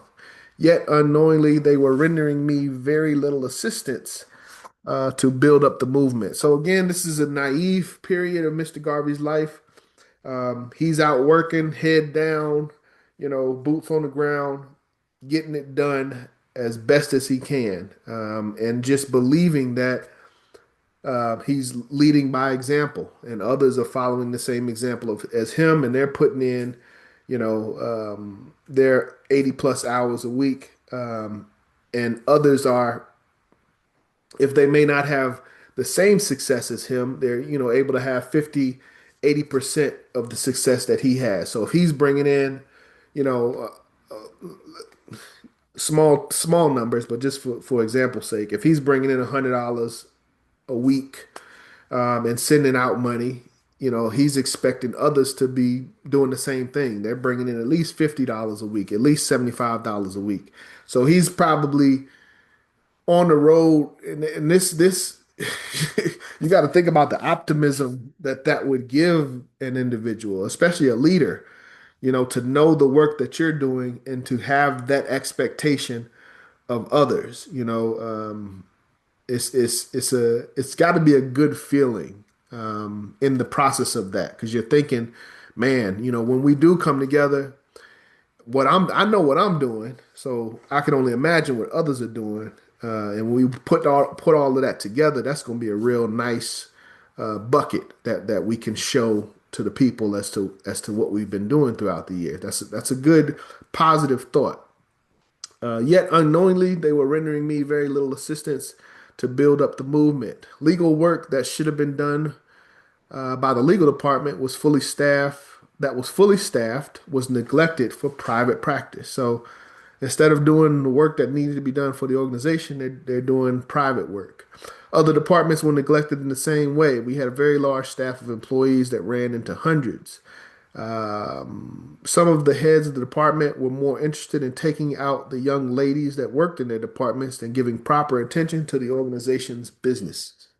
In February 1921, I arranged a trip to visit West Indian and Central American divisions of the organization with an eye to submitting reforms, amendments, etc. at the next convention in August 1921. Just take note, obviously this is in the early days of the UNIA, but Mr. Garvey was I'm not going to do that. He was going to make amendments in August 1921 to stimulate the work in these parts and raise funds for Black Star Line and organization. It was arranged for me to be away 30 days, sail from Key West for Cuba on the 23rd of February. I was out of the country for 24 hours before my enemies, some of my own executive officers and associates, especially the Black Star Line, started to plot for my exclusion from the United States. So he's out working, raising funds, planning for it to be out for a month. Um, and as soon as he leaves the country to do more work, to grow the organization, to bring in more funds, executives of the organization began to plot for him to be prevented from returning into the United States. Instead of being out of the country for 30 days, I was kept out for 5 months. Through great effort, I was readmitted to the country just in time to attend the convention in August. During my absence, the council had absolute power. They paid themselves regularly as usual, doing very little, if anything, constructive to enhance the work of the organization. So this is just 5 months of bleeding, I would say, where our primary organizer and fundraiser is out of the country, but those that are here that are left in power, which are not necessarily doing the work, or at least doing the work on the level that Mr. Garvey expected, the only thing that they're doing is paying themselves. They gave me no information during all the months of my absence. The girl whom I left as my private secretary to supply me with private information was now head over heels in love with the principal person who wanted to keep all information away from me. Out in the West Indies, I was informed by a circular that they sent one of the members they acquired, um, one of the members, wait, out in the West Indies, I was informed by a circular that I conformed by a circular they sent to one of the members that they had acquired the ship for Africa. That made me happy, and I thought they were doing good work at last. So he's like, okay, they are working. Upon my return to America, I found that it was untrue. He's like, oh man, I thought y'all was doing something. Y'all ain't really got no votes. And when I started to fathom the whole affair, they got me indicted. At the council meeting I held immediately after the first convention, I was the only officer who reduced his salary by half. Realize, realizing how high the salaries were. This was done in spite of the fact that through my speeches alone, I brought in over $100,000 net to the association each year, to say nothing of my writing and other financial efforts for the association and the auxiliaries that ran into hundreds of thousands annually. The others held on to their full salaries as valid. At the 1921 convention, I suggested assembly in my annual message and report the reduction of salaries by half as expressed in the following resolution that passed the House, much to the displeasure of a large number of the officials. It says, quote, All officials of the high exec of the all officials and high officials of the Universal Negro Improvement Association shall be paid their salaries at the minimum, which shall be half of the maximum, and each shall be allowed to earn the maximum by abilities and fitness. Each maximum shall be paid at the end of each month according to the record of such official. So this is still in the Constitution, actually. Um, and but the funny thing is, like the values themselves are not in the Constitution, but this statement is. And basically, it I guess in the best way I can say it for me is in professional sports, particularly football, you get contracts, and in the contract, you may get $100 million, but only a portion of it is guaranteed. And this is the same thing that Mr. Garvey's doing here. So he's saying like if you've got a salary of $10,000, that's great. And in the previous year, they would pull that $10,000 no matter what their record is. But Mr. Garvey's saying this year that your guaranteed money is only going to be half. So if you got a salary of $10,000, you're only guaranteed to get $5,000. The rest of that $5,000 is based on your record. If you are doing what needs to be done, if you're doing everything, you know, towards building the organization, carrying out your responsibilities as an officer, you get the full amount. If not, if you're just sitting in the office doing the bare minimum, then you only get half of that salary. And that's something I want everyone to remember locally. Let me see how much it is. I'm going to read one more paragraph, then we'll stop.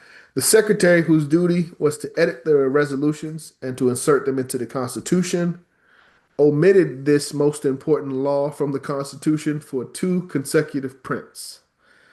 So this is very interesting. I really love reading philosophers and opinions, reading the work of Garvey, but it's humbling, but it's also encouraging at the same time because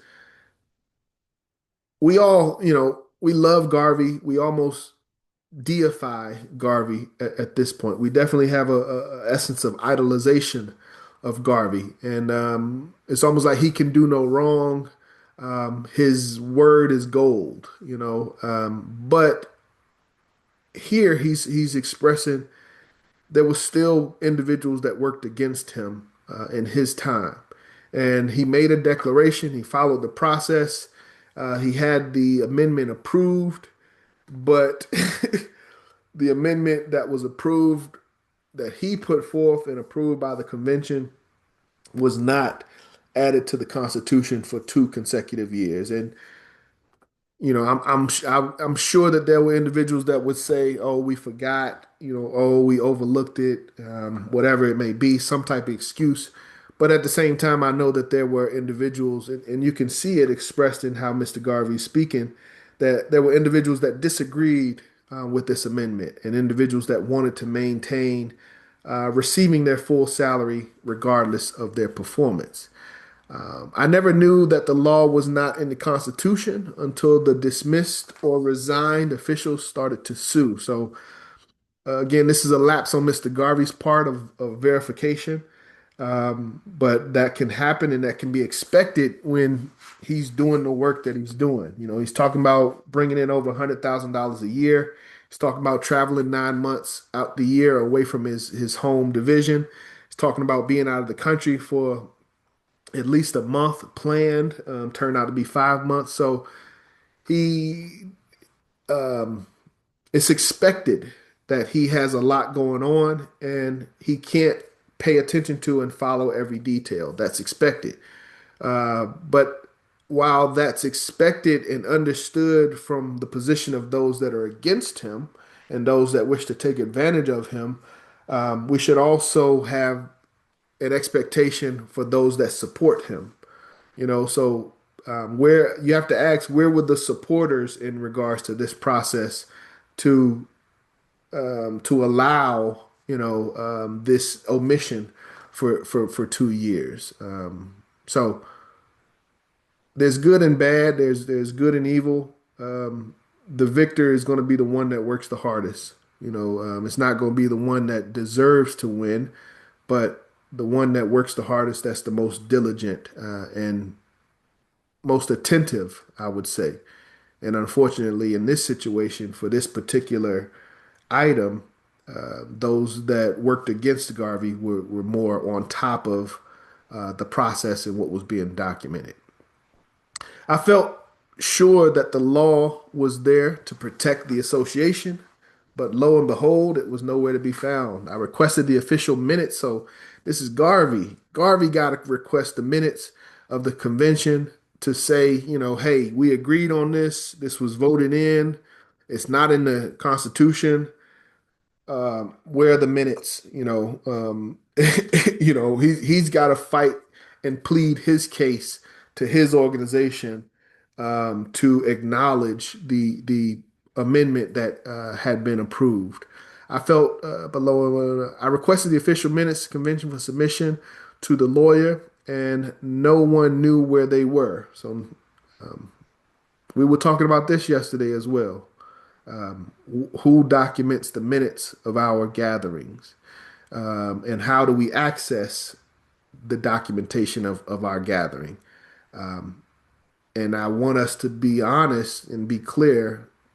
I'll be clear. The fact that it's difficult for us to answer that question is a problem. That is a sign of an issue, I would say. I'm not going to say corruption or anything like that, but it's a sign of an issue. The inability to find the documents to correlate what's going on is a problem. This lack of transparency is a problem. Brother Art is doing an excellent job of documenting our meetings, and we make it a point to review the meeting minutes of the previous meeting at the beginning of each session. But that is a responsibility that we have as this authoritative body. We're asking people for funds. We're asking people for commitment and energy and to take responsibility. So we must be able to be honest and true about the decisions that we're making, and not say, hey, we agreed to contribute $100 a day, in January of 2026. But if someone disagreed with that decision, they don't document it and they hope that it's not brought up in the future. And then when it is brought up in the future, they want to act like they don't know anything about it. So, questionable behavior that we must be aware of.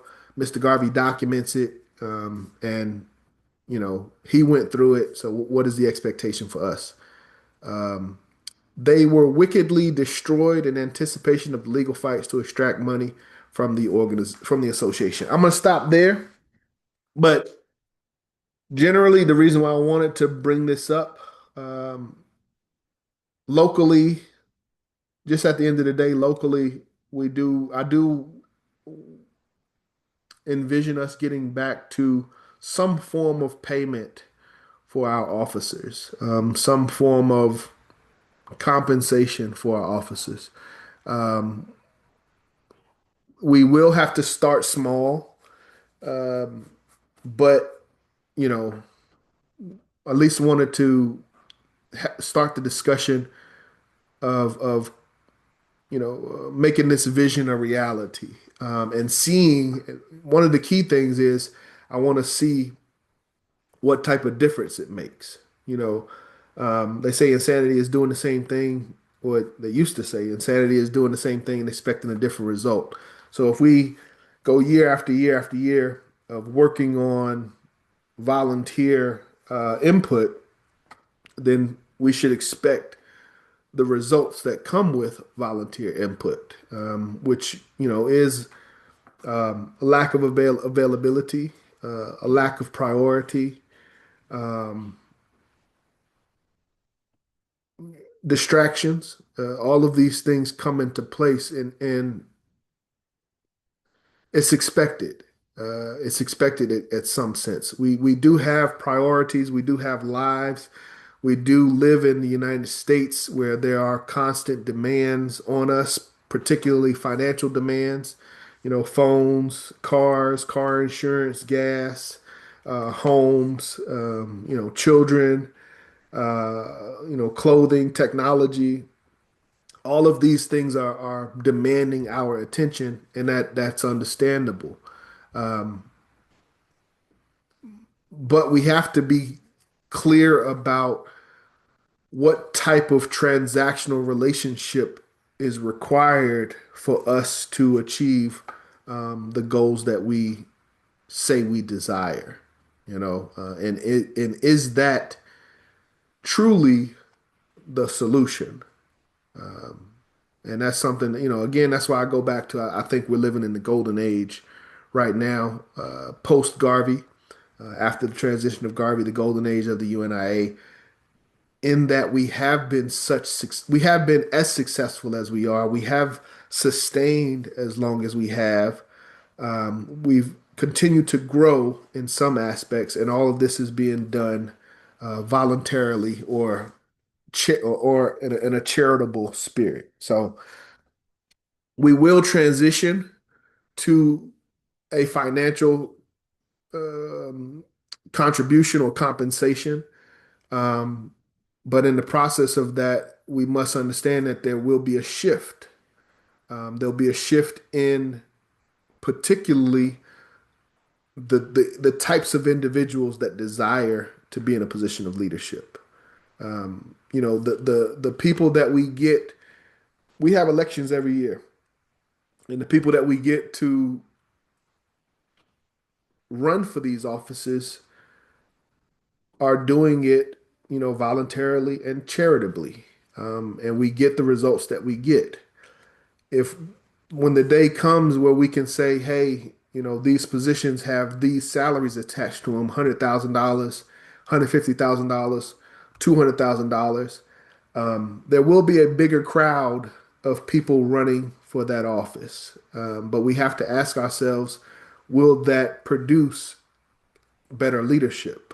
Will that produce more capable leadership? And I would think that it would in technical aspects, in technical expertise, in resume, it will produce more capable individuals. But we've also got to ask, what will the spirit of those individuals be in comparison to those that did it for so long without compensation? And I'll stop there. 7:08 p.m. Questions, comments, and again, the title of this essay, Volume 2 of Philosophies and Opinions of the United Philosophies and Opinions of Marcus Garvey, is Salaries of Officers, I believe. Going back. Okay. Salaries of Officers. Lady President, what are your thoughts on Okay. salaries of Very officers? good. Very good, brother. Very good, Brother John. Thank you for reading that, sharing that. The proposal that I have address just that. And the beautiful thing is that it eliminates all of that, those issues. Just I mean, they had the greatest at their disposal, and they still fall back to craziness. And the proposal that I would like to present to HEC eliminates so much of that. And we're not going out to ask to borrow money, put ourselves in debt, and we're being self-sufficient, and we're accomplishing big tasks that our community needs, that our race need, locally at first, of course, and we branch out to nationally, internationally. But it's the foundation, as I've laid out, for what we need to do, how we need to compensate our people, because time is very precious. Absolutely. And a lot of our people are putting in effort. They're working on a voluntary basis, which shows the heart and which shows the love that they have for our people and to see our people do better. And, there's just a lot that we need to do to, I mean, the whole list is there, what we need to do. We know what kind of industries need to be started. We know what the needs are. But, when you're volunteering, which is great and it's honorable and it's respected and we love it and we love all our all our leaders who are volunteering. But at the end of the day, I mean, people do have families, they have the basic necessities of life, food, shelter, um, clothing, security. Everybody have these basic things that has to be addressed. And we have members that are addressing those things and members that are not being compensated for addressing those things. Mm-hmm. But imagine if we can create our own compensation. And in creating our own compensation, all of those things are addressed. And a lot of our members can say goodbye to their 9 to 5s because it'll be replaced. And all we need is a committed group of individuals who operate with a unity mindset. And the plan is in my proposal how we can do it. So it's not even like rocket science. It's not even like we have to get any big startup costs or beg for charity to start it. We already have what we need to start it, which is us.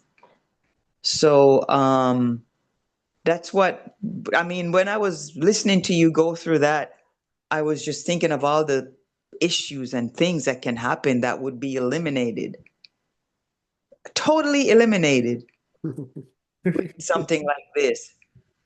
And then of course the only thing I would say would be necessary, a requirement, is making sure that people's heads are right.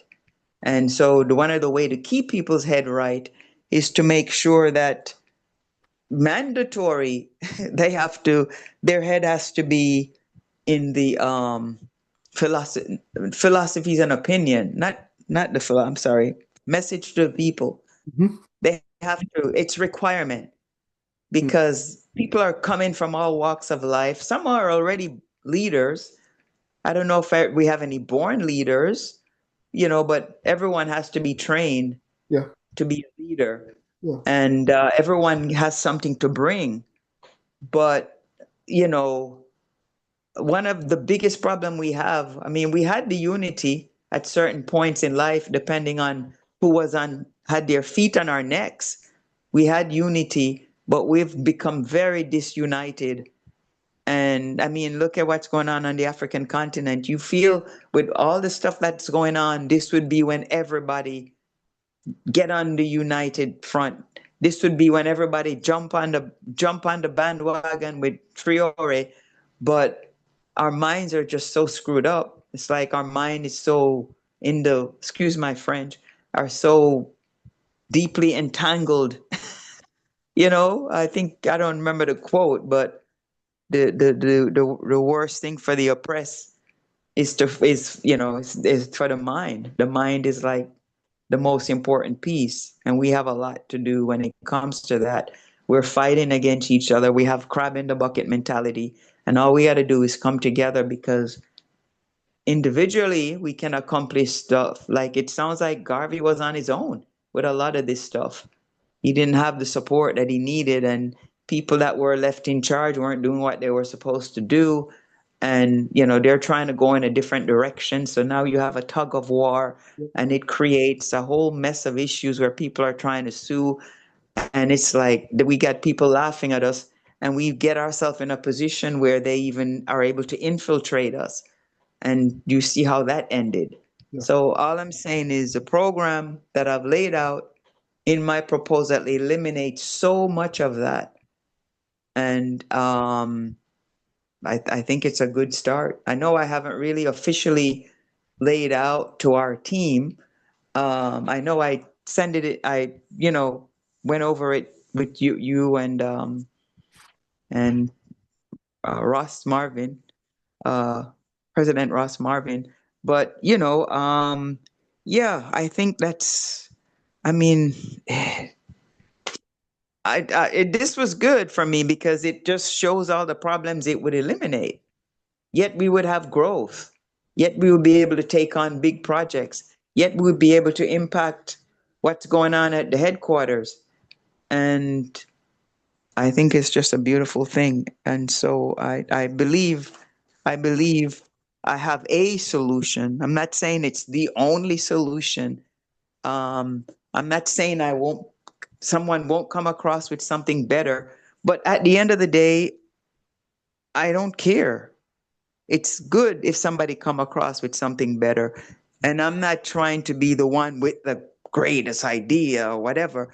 I'm trying to bring out something that our people are going to benefit from, that's going to take us to infinity with what you can do with it. So it doesn't have to be like, I would love it if it becomes a group effort and we're all seeing the big picture and we're all doing our piece to get it to where it could be. But I'm open to being challenged too. I'm open to somebody say, this is what you got, but here's something better. I'm so confident that there's not going to be too much things better because of how it works, but I'm still open. I'm still very open to see. And I just think it's what we need. I think it's time. And I think, it's just like what's going on the continent. This is the right time for them to unite, for the continent to unite if they're serious about unity. And there's some loggerheads over there who are still being controlled by outsiders, and it's going to make the job difficult. But once everybody come together on one accord and see the potential, it could make the difference. We don't have to worry about, this one being salaried, that one being salaried. We don't even have to get involved with that. And yet people are going to be compensated handsomely. There's not going to be any cap on what people can make, and there's going to be massive growth. I understand, Lady President. We need to review the proposal collectively so that everyone can kind of be on the same page. But I do hear and understand what it is that you're saying. Okay. So we have a potential solution on the table to address the challenges that Marcus Garvey laid out in this essay. Yes. Thank you, Lady President. Yes. It's 18 after 7. Any other comments on what we read today? Yeah, Brother John. You Yes. hear me? Yes, I'm here. I just have about 3 quick things to say. First of all, when you had said that reading that was humbling, Yes. call it humbling. I call it humiliating because that was actually stuff I didn't know about the early membership. And it really made me mad that they were doing that because I think of how much further advanced we could be if folks hadn't backstabbed and backslid like that. But then the other thing I was thinking too was I was wondering, given the nature of this government, every time a black movement of any type tries to get started for the benefit of black people, you have infiltration. Yes. Destroy it. And so I was wondering if some of that may have been some sort of government, intrusion or whatever the word is, where they kind of invade an organization and destroy it like that. Yep. And tell pro type thing. But then the third thing I wanted to say too regarding the salaries, I don't believe that just paying people a salary is enough. My question would be, what are the people's qualifications for the job?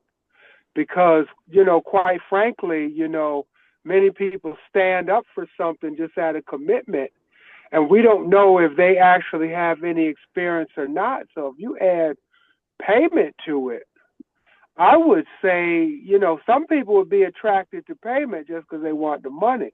Yes, sir. But if we say, oh, you want this office, but do you have experience doing that type of thing so that we should pay you for it? I think that would make the difference so that you not only get people who are willing to work for the money, but they know what they're doing if they get the position. That would be my thing. And then I guess related to that just occurred to me, the way we select officers now with an election, if we were going to be paying people, would they still be getting elected to a paid position, or would they be getting hired to a paid position? That was my comments. Understand. At the end of the day, it always comes back to a democratic foundation of election. So, to answer it as best I can, even currently, right now, we apply the election process. So even though people aren't paid, there can still be contention for an office. Um, let's go to leadership, for example. We're getting ready to have an election. We have an election every 4 years. Um, Offices are not paid, and I'm talking about on the parent body level. Uh, so every 4 years, we're electing president general, first, second, third, and fourth assistant president generals. None of these offices are paid. However, there still are opportunities for contention to where two or three people may want to run for the same office. Some may want to run for, let's, I don't want to throw out any examples. Let's do second assistant president general. You got three people that are running for second assistant president general. The democratic process, for me, the democratic process, in order for it to be effective, must require some or must provide some level of education. Democracy without education, I think, is chaos. You have uneducated people or uninformed people making decisions for the body. But let's say we are an informed group, and again, you've got three people running for the same office. It comes down to the voting body to um, critique and determine which of these individuals are the best. What are the responsibilities of the second vice president? In Mr. Garvey's time, second vice president was the leader of West Indies. So having one person that is from the area may be an advantage. Having someone that has experience working with international divisions may have a different advantage. Having someone that maybe not be from there, but is fluent in multiple languages in the area could have a different benefit. So at the end of the day, whether we have salaries or not, the voting body has the responsibility to make sure the right individuals are holding that office. What I'm saying is, when we put that dollar value to it now, it brings in, because one of the things that people a voting body can't really tell is what your true passion for that responsibility is. So once you put a dollar value and say now that second vice president office is making $150,000 a year, you may get people that have never thought about the UNIA, never thought about Mr. Garvey, but they see, it's just like a job application. You don't care about the business, you don't care about necessarily the management, but you see the salary that they're offering. They're giving a big salary, and you see the requirements of the job. Hey, I can speak these languages. I have this experience. I'm willing to travel. So from a qualification standpoint, you may look like the best candidate. And again, that again goes back to the voting body.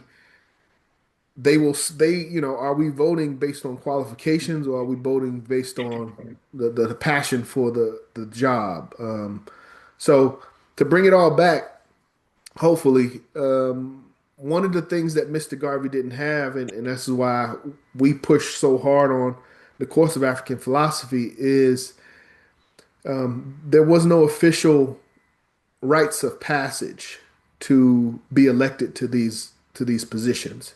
So in Mr. Garvey's time, there was no course of African philosophy. There may have been an orientation, but it was more so, you know, do you are you a Negro? Do you have Negro blood? Yes. Do you have these qualifications? Yes. And you would pretty much get the job from there. But I think again, looking at Mr. Garvey later in his life and what he documented in the course of African philosophy, I feel that that is the beginning or the inception of a process of checks and balances, of a process of ensuring that everyone that is in the runnings, that is quote unquote qualified to take these positions of higher office, have shown a proficiency of understanding of what we are trying to accomplish in the UNIA. And hopefully, throughout that process of the course of African philosophy, we can, the evaluator, the instructor can determine some level of commitment of each of the individuals. It's not just about being able to recite the answers to the questions, but who's going the extra step of internalizing the lessons. Being able to not only understand with what's being said, not only being able to memorize what's being said, but internalizing it into your own daily habits and principles so that you can, say the same thing in your own words. Um, you know, evoke the same principles, but in modern time and not in Garvey's time. So Mr. Garvey didn't have that in 1920. We do have it here in 2026. And that is why I've made that such a big thing for us because I believe qualifications of leadership have to go beyond your professional qualifications and they have to go into your spiritual, I guess is the best way I could say it. And not to say you have to be a certain religion, but you have to show a higher level of commitment and devotion to your race. Because I see where this thing is going. I see where Mr. Garvey envisioned this thing going. And if we don't have the right individuals to protect our growth, then, you know, we will develop a cancer, so to speak. We will get the wrong individuals with the wrong motivations in the wrong positions of leadership.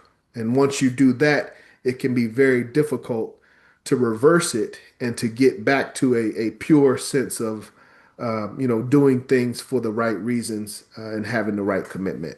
If that answers your question, I kind of went all the way around, but a rites of passage, a was something Mr. Garvey didn't have.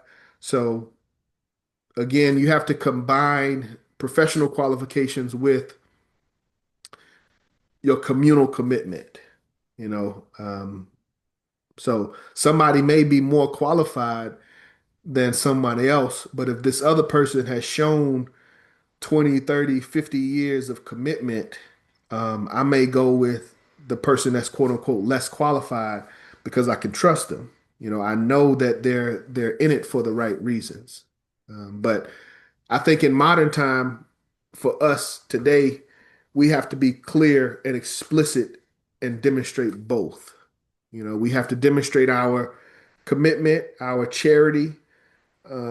We have to show that, we're not just doing it for the financial compensation, but at the same time, we do have to get to the point where we can financially compensate our people, so that, to Garvey's point, we're not um, um, under the influence of others, or aliens, or anything that's not particularly for the benefit of our race or within the responsibilities of our office. Does that answer your question, Brother Cornelius? I feel like I went all the way around the world with that one. Yeah, sort of it. But for the sake of time, I don't want to discuss it any further. But yeah, you touched. Okay, good points. But again, it's I think the most important thing for us is taking these lessons, taking these experiences, taking this documentation. Mr. Garvey felt this was important enough to document. So what, we have to think about what we can learn from it, but again, how to apply it today, and how to set some procedures for future generations to also be successful and to protect themselves.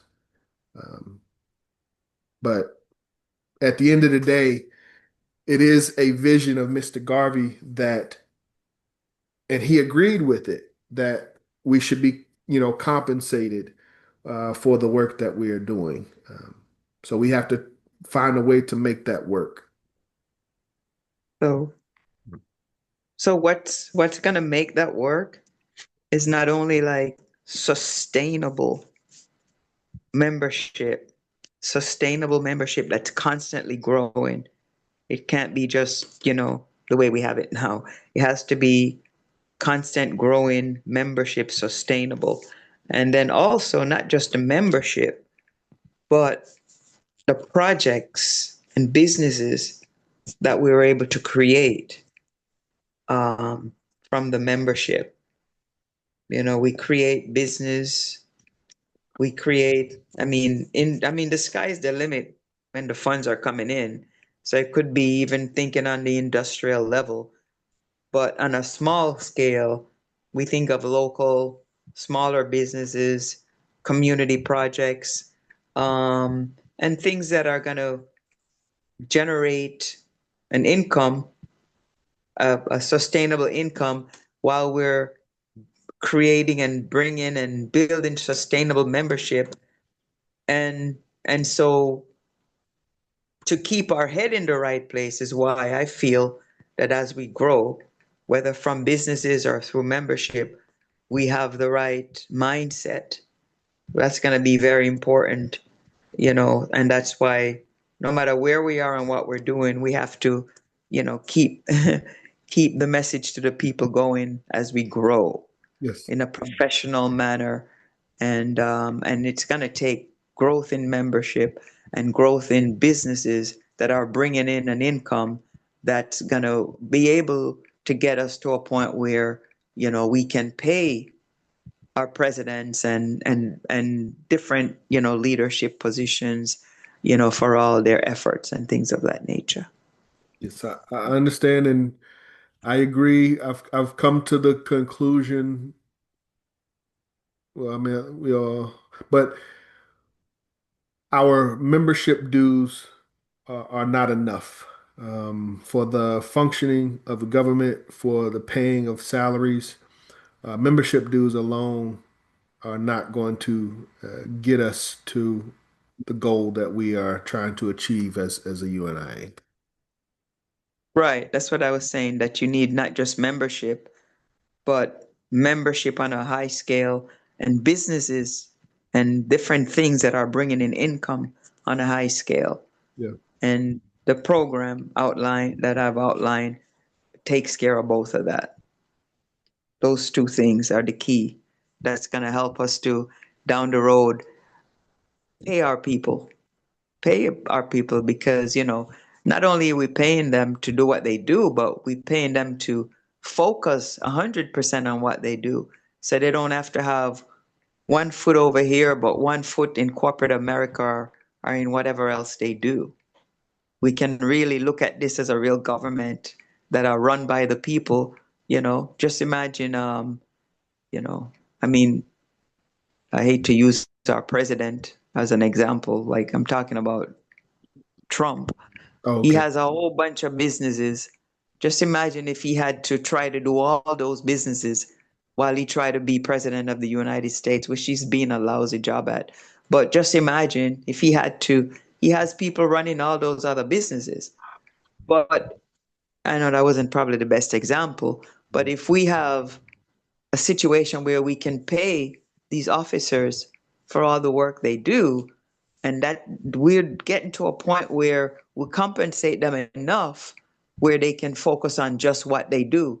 They don't have to do what they do plus have a side job, or have a side job and do what we're doing within the UNIA. They'll be able to dedicate 100% to the UNIA, and there'll be enough businesses that are bringing in income, enough things that are income producing, enough membership that is constantly growing, and so that we are able to compensate our officers, and we're also able to compensate our members as they grow and as they help with the growth. So Absolutely. it's like, yeah, so it's like the best about all the worlds is, it can be done. We have to do it. Yeah, I don't know about everyone else, but you know, it's hard to contain my excitement when I think about, how much work we could do, how productive we could be, if we didn't have, our 9 to 5s, and we were compensated properly, fairly for doing the work of the UNIA. That's a very exciting. That's what I'm talking about right there. Yep. Yep. That's it. Yeah, we don't have Understood. one toe in something else and one toe over here. Yep. We got the full foot in here, and we're focusing on here, and we're creating better situations for our people economically and otherwise. And we're having growth, and we're able to pay our officers what they deserve. In Yeah. fact, I would even go as far as to say that's required. That is the vision. We have to reach that point in order for us to reach our ultimate goals. Even in the Constitution, it states that technically leaders are not supposed to have 9 to 5. We're supposed to be dedicating our time 100% to the UNIA, but again, that would imply, there's some compensation for that. But we've got to get back to that ideal structure to where we have the funds to put in all of our time into the UNIA and nothing else. And we have to have the right mindset as we grow and get into that, because we know everyone here, everyone on this call is like preaching to the choir. Everyone here has the mindset, because if they didn't have the mindset, they wouldn't be here just doing what they're doing without Absolutely. any salary. I mean, they Absolutely. have a love for wanting to see better for their people, for Yep. our people, and they all have, they have what it takes to, yeah, is what I'm saying. So these are the kind of people we'll need as we grow. But as we touched on earlier, once people know that a salary is attached, they're gonna want to come from all the woodworks, and they may not come with the right mentality. They may be corrupted people who just want a salary. Yes. So by us keeping our teaching in place, Yep. to help the mindset, we should eliminate that, hopefully. Yep. Yep. I agree. I understand. But a last note to, again, to the concept of a voting body. That's something that we all have a vote, and that's something we all have to continue to push when it comes to determining who's the best candidate. Um, we have to think, who or who has done this um, without being paid, or who is willing to do this without being paid, who really has it truly in their heart, and they're not just doing it for a paycheck. But it's something we I have. think it'll I think it'll be organic. I think it'll show, and we'll know as we progress. We'll Uh, be able to, like how we know now. how we know now. I think it'll become like that, but We don't. What do you mean? only time will tell. We got a lot of work to do because when you look at Yeah, the current state of uh, elected officials that represent Black people, I wouldn't. I would have to disagree on a large scale. Maybe on a UNIA smaller scale, we have a better eye to determine who's genuine, and even then, that's kind of questionable. But the answer to that question is found in the characteristics of our leaders that we do elect. yes, I agree. Anyone else? 7:41. I thought we would. This is a good discussion, though. This is worth the additional time. But are any other comments on the topic, and then we'll do a brief. We'll go around the room for member share.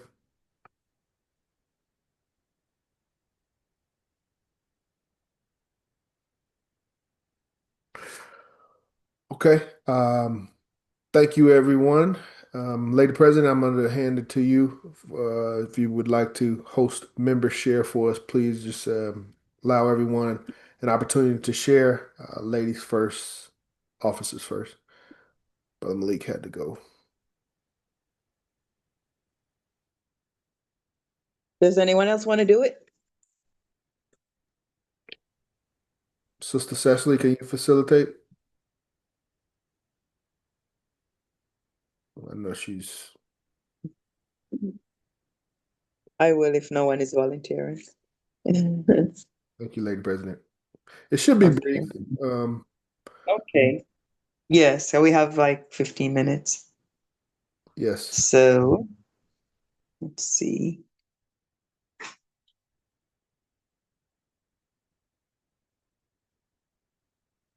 I'm doing this on my phone. Can you put the let's see here. Trying to look at the okay. Participants. Yes. Wait.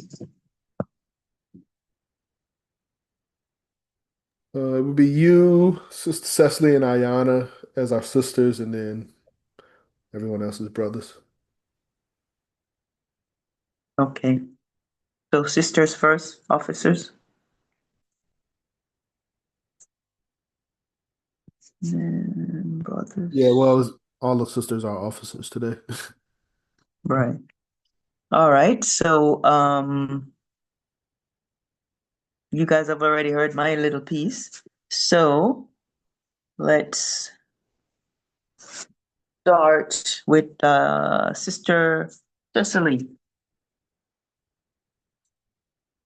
Sister Cicely's on the call with us today.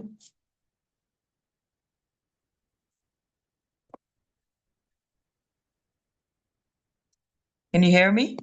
Yeah, we hear you. She may be tied up. Okay, we can come back to Sister Cicely.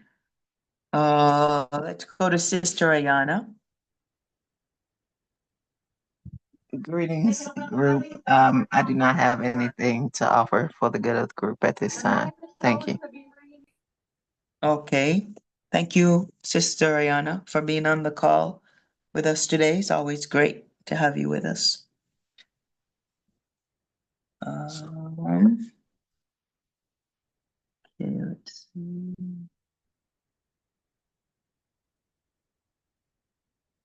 There's not that many of us on the call today. Okay. You said it's just officers, right? Okay. Well, let me go to.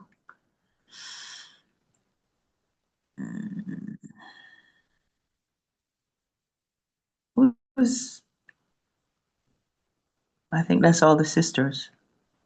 Is Sister Ayana back? I'm sorry, Sister Ayana didn't have Cicely. a comment. Right, I meant Sister Cicely. She back? Okay. All right. Let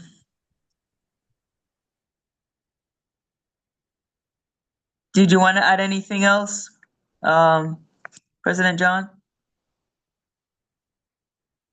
Or no? I'll come back in the end, final for closing. Okay, all right.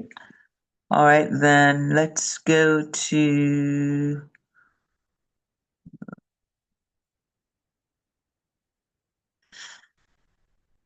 I know we heard well, let me see. Brother Art,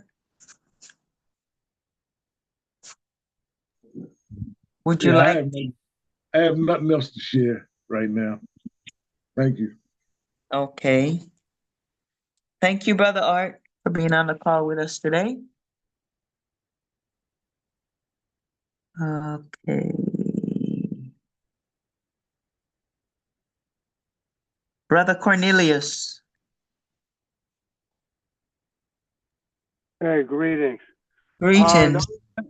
The only thing I want to share, and it's not related to my office, but I had requested way back near the beginning of February, in fact, it was February 9th, with the Mm-hmm. Auburn Avenue Research Library to try to rent space there to show the Rock film, and I haven't heard back.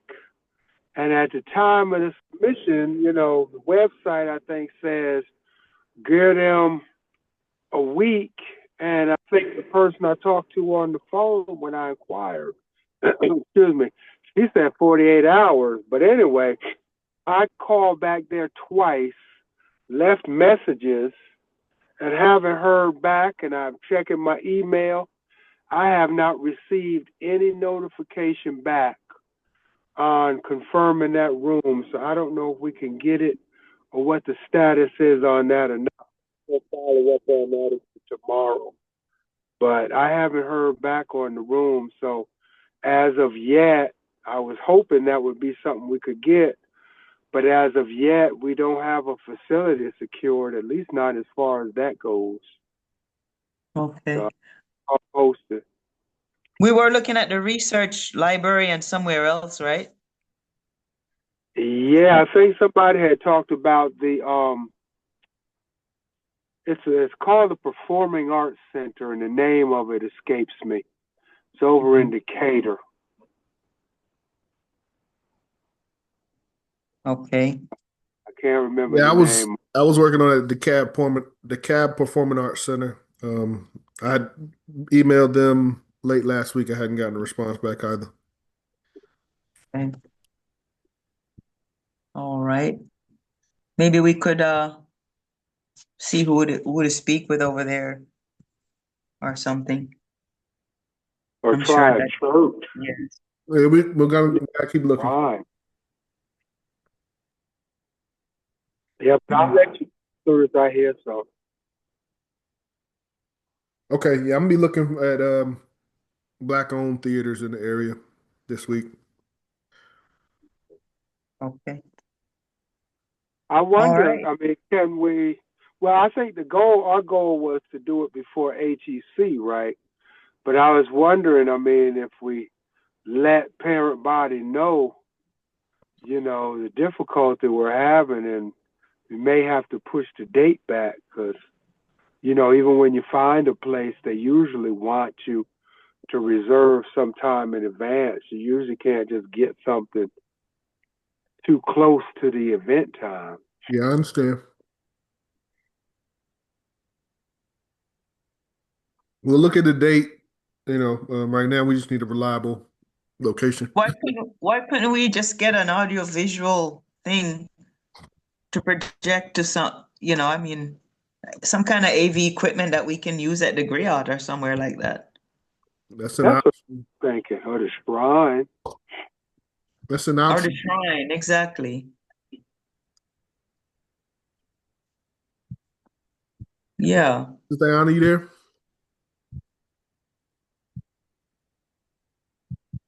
What'd you say, Brother John? I was asking if Sister Diana was. Diana. Oh. I wasn't sure about shrines. Yes, I'm here. I'm here. Um, is the shrine able to show a video? I got video capability, audio, video, like Yes, projector. yes. Yes. We may have to use the shrine, or if the shrine's not available for the date, we could try and see what's going on with the griot. And if, you know, Well, I think our issue with the griot was space size wise. We wanted something that was more set up for a movie, more theater like, and something that was a little bit larger. Mhm. Yeah, theater-like setting would be the best, but yeah, I was just thinking in terms of bypassing it because we don't have a theater like, that we have somewhere we can seat enough people and still do a good presentation. I mean, the chairs aren't going to be as comfortable as in a theater, but we can have the theater without the theater experience. That's what I was thinking. Let's look at the shrine as a next step, and then griot if we can't do the shrine. Yeah, see what these, like get a confirmation from these other source, the research library, the Performing Arts Center, see if once and for all if they can meet the dates, and if they can't meet the dates, then we have to solidify something, is what I'm thinking. I understand, but the problem is lack of communication with the current sites. So it may take us 2 more weeks just to get confirmation that we can't do anything at the other sites. Right. Right. Which not gonna work for our people who have to travel and all that. Right. So but I'm gonna shift. I can send another email to the cab, but I'm gonna start working on other locations. Yes. Okay. Um, Thank you, Brother Cornelius. You So, yes. So next up, let me see. Brother Emotep.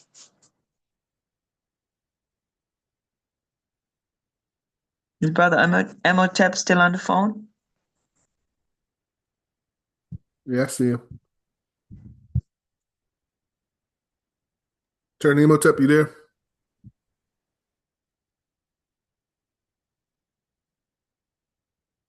Attorney Emotep probably stepped away. Okay. So I'll come back to Attorney Emotep, and I don't see Sister Cicely's phone anymore. All right. Uh, Brother Enko C Moon. Yeah, Yin. I know I'm saying that crazy. Kosi Okay. Munyayinga. Okay. Goodness. That's easy for you to say. It took Say, about 2, 3 months for me to get it right. oh, wow. How are you? Brother Kosi, you there?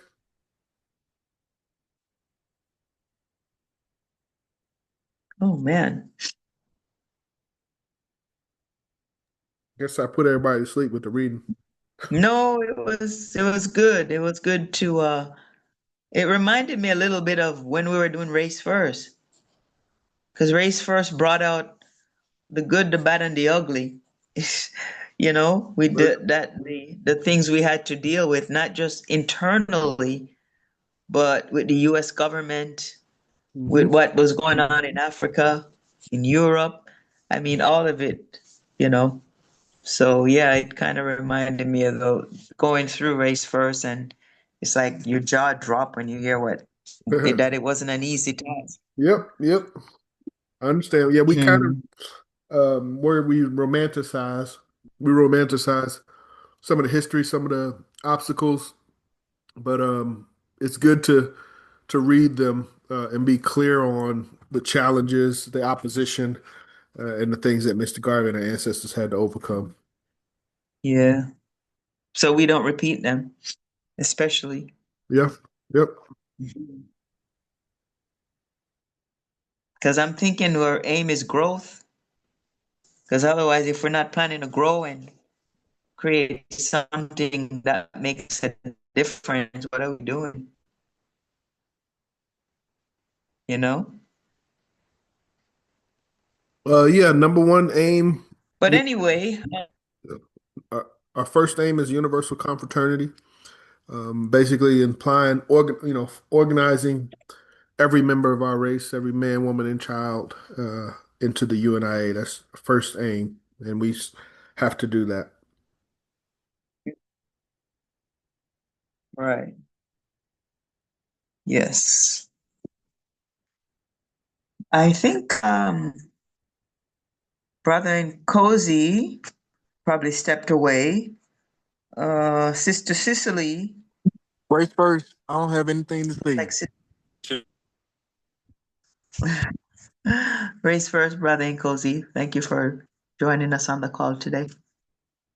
All right, so only other person that has not spoken is Sister Cicely, and it looks like she's not on the call anymore, unless I'm looking at it incorrectly. Yeah, I think we've gone through everyone. Anyone Yeah. not get a chance to share? Sister Diane, anything you wish to share? I think I did. I think I did pretty much that what I'm proposing could help us in a lot of ways. You know, paying our people, growing our membership, becoming a stronger organization, you know, impacting the lives of more people and creating better economic situations. You know, I mean, we've got so much to offer. We've got the Black Cross nurse and other auxiliaries that could be very impacting to our society, but everything, you know, require funding and people that are serious. But, you know, it's just a challenge when we're split, doing a whole bunch of different things, which is what the society demands of us today. You know what I'm saying? Everything is money. We're in a money-driven society, capitalistic at its finest.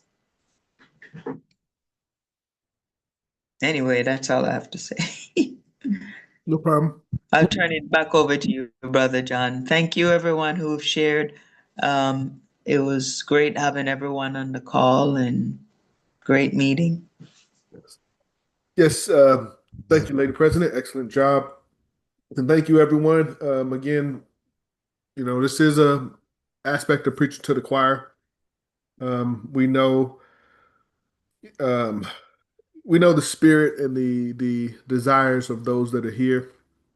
We record these meetings, and I've got to get better about posting them on YouTube. But it's intended to broaden the audience and begin to ask these questions about commitment to our brothers and sisters throughout the nation and throughout the world. So, thank you all for joining again. This is Can I our ask one first quick mess. question? Cornelius, I just want to ask Sister Diane one quick question. Have we ever found a source to donate to He's Jamaica? fading out a little. I think I know Where I'm at. Go ahead, brother. Have we, Cornelius. Break it up. have we ever found? No, I never mind. Never mind. I will get to next meeting. Have I we think ever it's found a source? Breaking up.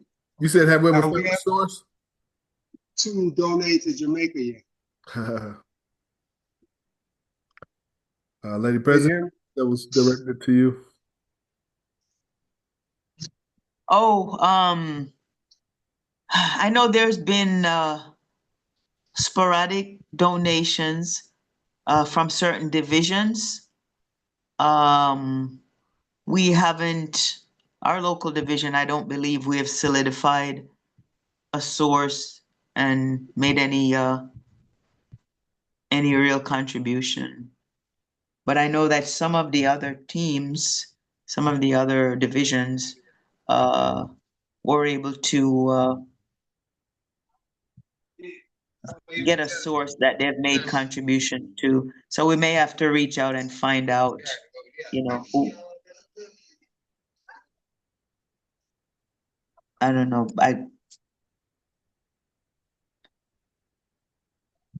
Did you, were you guys hearing me?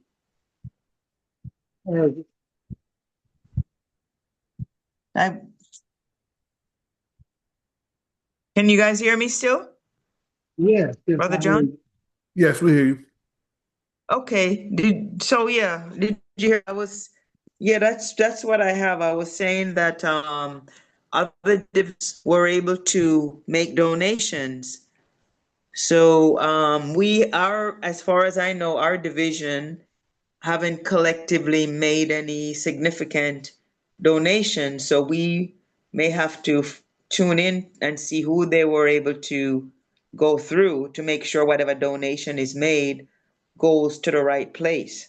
So we may have to reach out, tune in, and see whom they were able to use, and go about it that way. And I think that um, the President General, they were doing something and they sent like a barrel of stuff. I'm not sure if they're still continuing with that effort and how we can partake in that effort. So yeah, it's a little scattered and we didn't really direct one source to do it. And so I'm not really sure.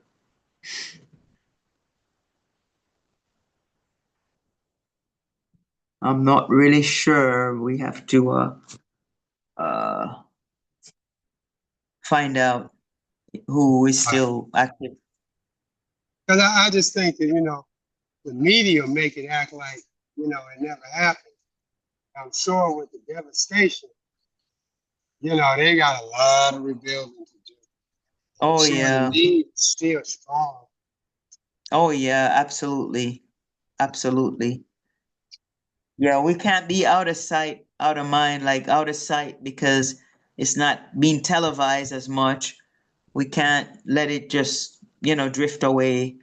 The efforts are going to be ongoing, I'm sure, and you know, without the exposure, it's probably going to get worse. So we do necessarily it's necessary to keep it at the forefront.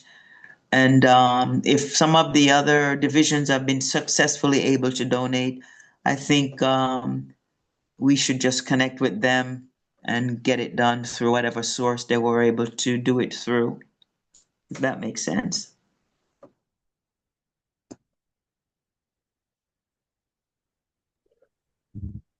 You guys hearing me still? Yes, I hear you. Does that make sense? I heard you. That makes sense. Yeah, I think that's probably how we should go about it. And I agree, Brother Cornelius, the need is still strong, I am sure. All right, it's 4 after 8. If there aren't any other comments, we will move to close.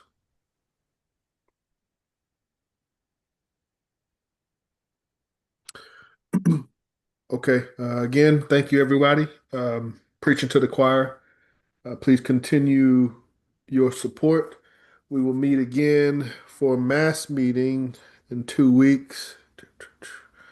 March 22nd, we'll meet again. So, officers will need to get together. We'll probably be studying Constitution again on the weekends. And we've got to finalize proposals for HEC as well. So we'll need to make some time either on Saturdays or Thursdays. But we also need to, Sister Ayana, I remember your comments on and reminder Garvey Day. We've got to pick up planning for that and make sure we've setting aside time for that as well. So got a few things on the table we've got to make time for. Understand. Okay, thank you. I wonder how we can plan Garvey Day and coordinate with other organizations that are doing a big plan for Garvey Day so that when Garvey Day happens, we don't have all the people at the other event and also trying to do our event. So way we can get a bigger audience. Because I think that's what happened last year. We had a nice show up, nice turnout of people, but there were some other events going on, so we didn't have a bigger audience as we could have. I wonder how we can beforehand find out what's going on so we can avoid that and get a maximum audience as possible by us combining our stuff, teamwork. If Uh, especially if There's they're a also group doing in Garvey. Decatur, a historic black group. I can't remember what they're called, but there was a historic black neighborhood called Beacon Hill, and they always have a big festival of some sort. It's not Garvey related, but it always seems to fall around that same weekend as uh, Garvey Day, sometime in August. Hmm. I've seen that's happened the past several years. only thing I can think, I mean, the best thing I could think is to approach those that are having events on the same day, and either ask for collaboration would probably be the first thing. Or at least that each person's organization announce each other's organization. So just say, hey, this is going on too. So if you want to keep checking out stuff, you can give them some support as well. That's true. Yeah. Yeah, that would be nice, a collaborative thing. And if they're all vending at the same time, then all the vendors can just, if we have a big enough location, all the vendors can just do their thing as normal. And then all the vendors will be exposed to a larger audience. Yeah, yeah. But yeah, Just a thought.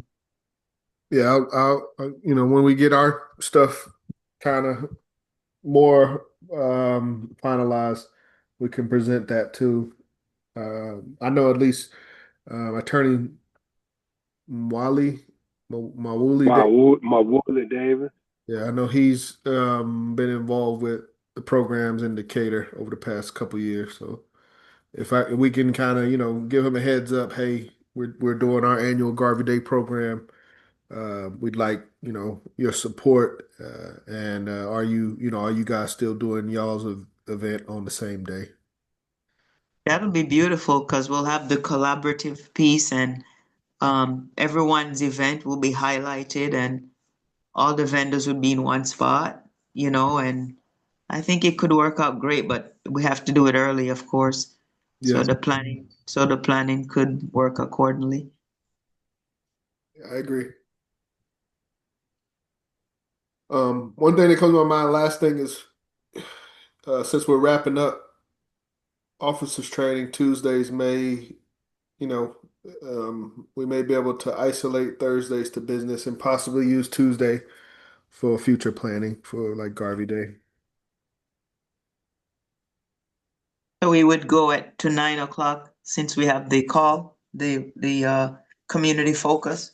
I don't think so. No, I would not. No, I would probably do it at 8, and just not promote it beyond our division.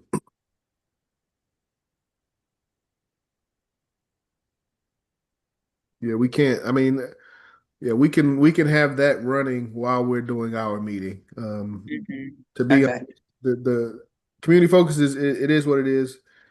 That is our official media, um, but it's not let's say it's not high interaction for us here in Atlanta. So it's more listening for awareness, but there's no request for engagement.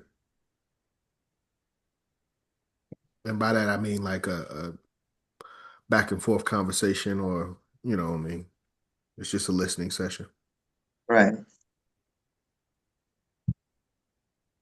Okay. All right. So Every day planning would be on, you think, Tuesdays? Um, we got one more session for officers training this Tuesday. This will be the last wrap up session, and then we've got exams on the 14th and 21st. So as of the 16th of March, we won't have anything on the calendar for that evening. So it'll be free until you start another course, another training. Yeah. Okay. But I mean, that's still our study group day. But we just got a lot going on, and we kind of got to move some things around a little bit to Right. That address makes sense. everything. All right, we'll close out. If everyone would please come off mute, put your black fist in the air, and repeat after me. One God, One One God, God, one aim, one aim, one aim, one destiny. One one destiny. Africa Africa Africa for the Africans, for the for For the the African. Africans, those at home, those at those home at home, and those abroad. and and those those those abroad. abroad. Race first, family. Go in peace. Have a good Race day. first. That's right. Peace. Yes. Peace.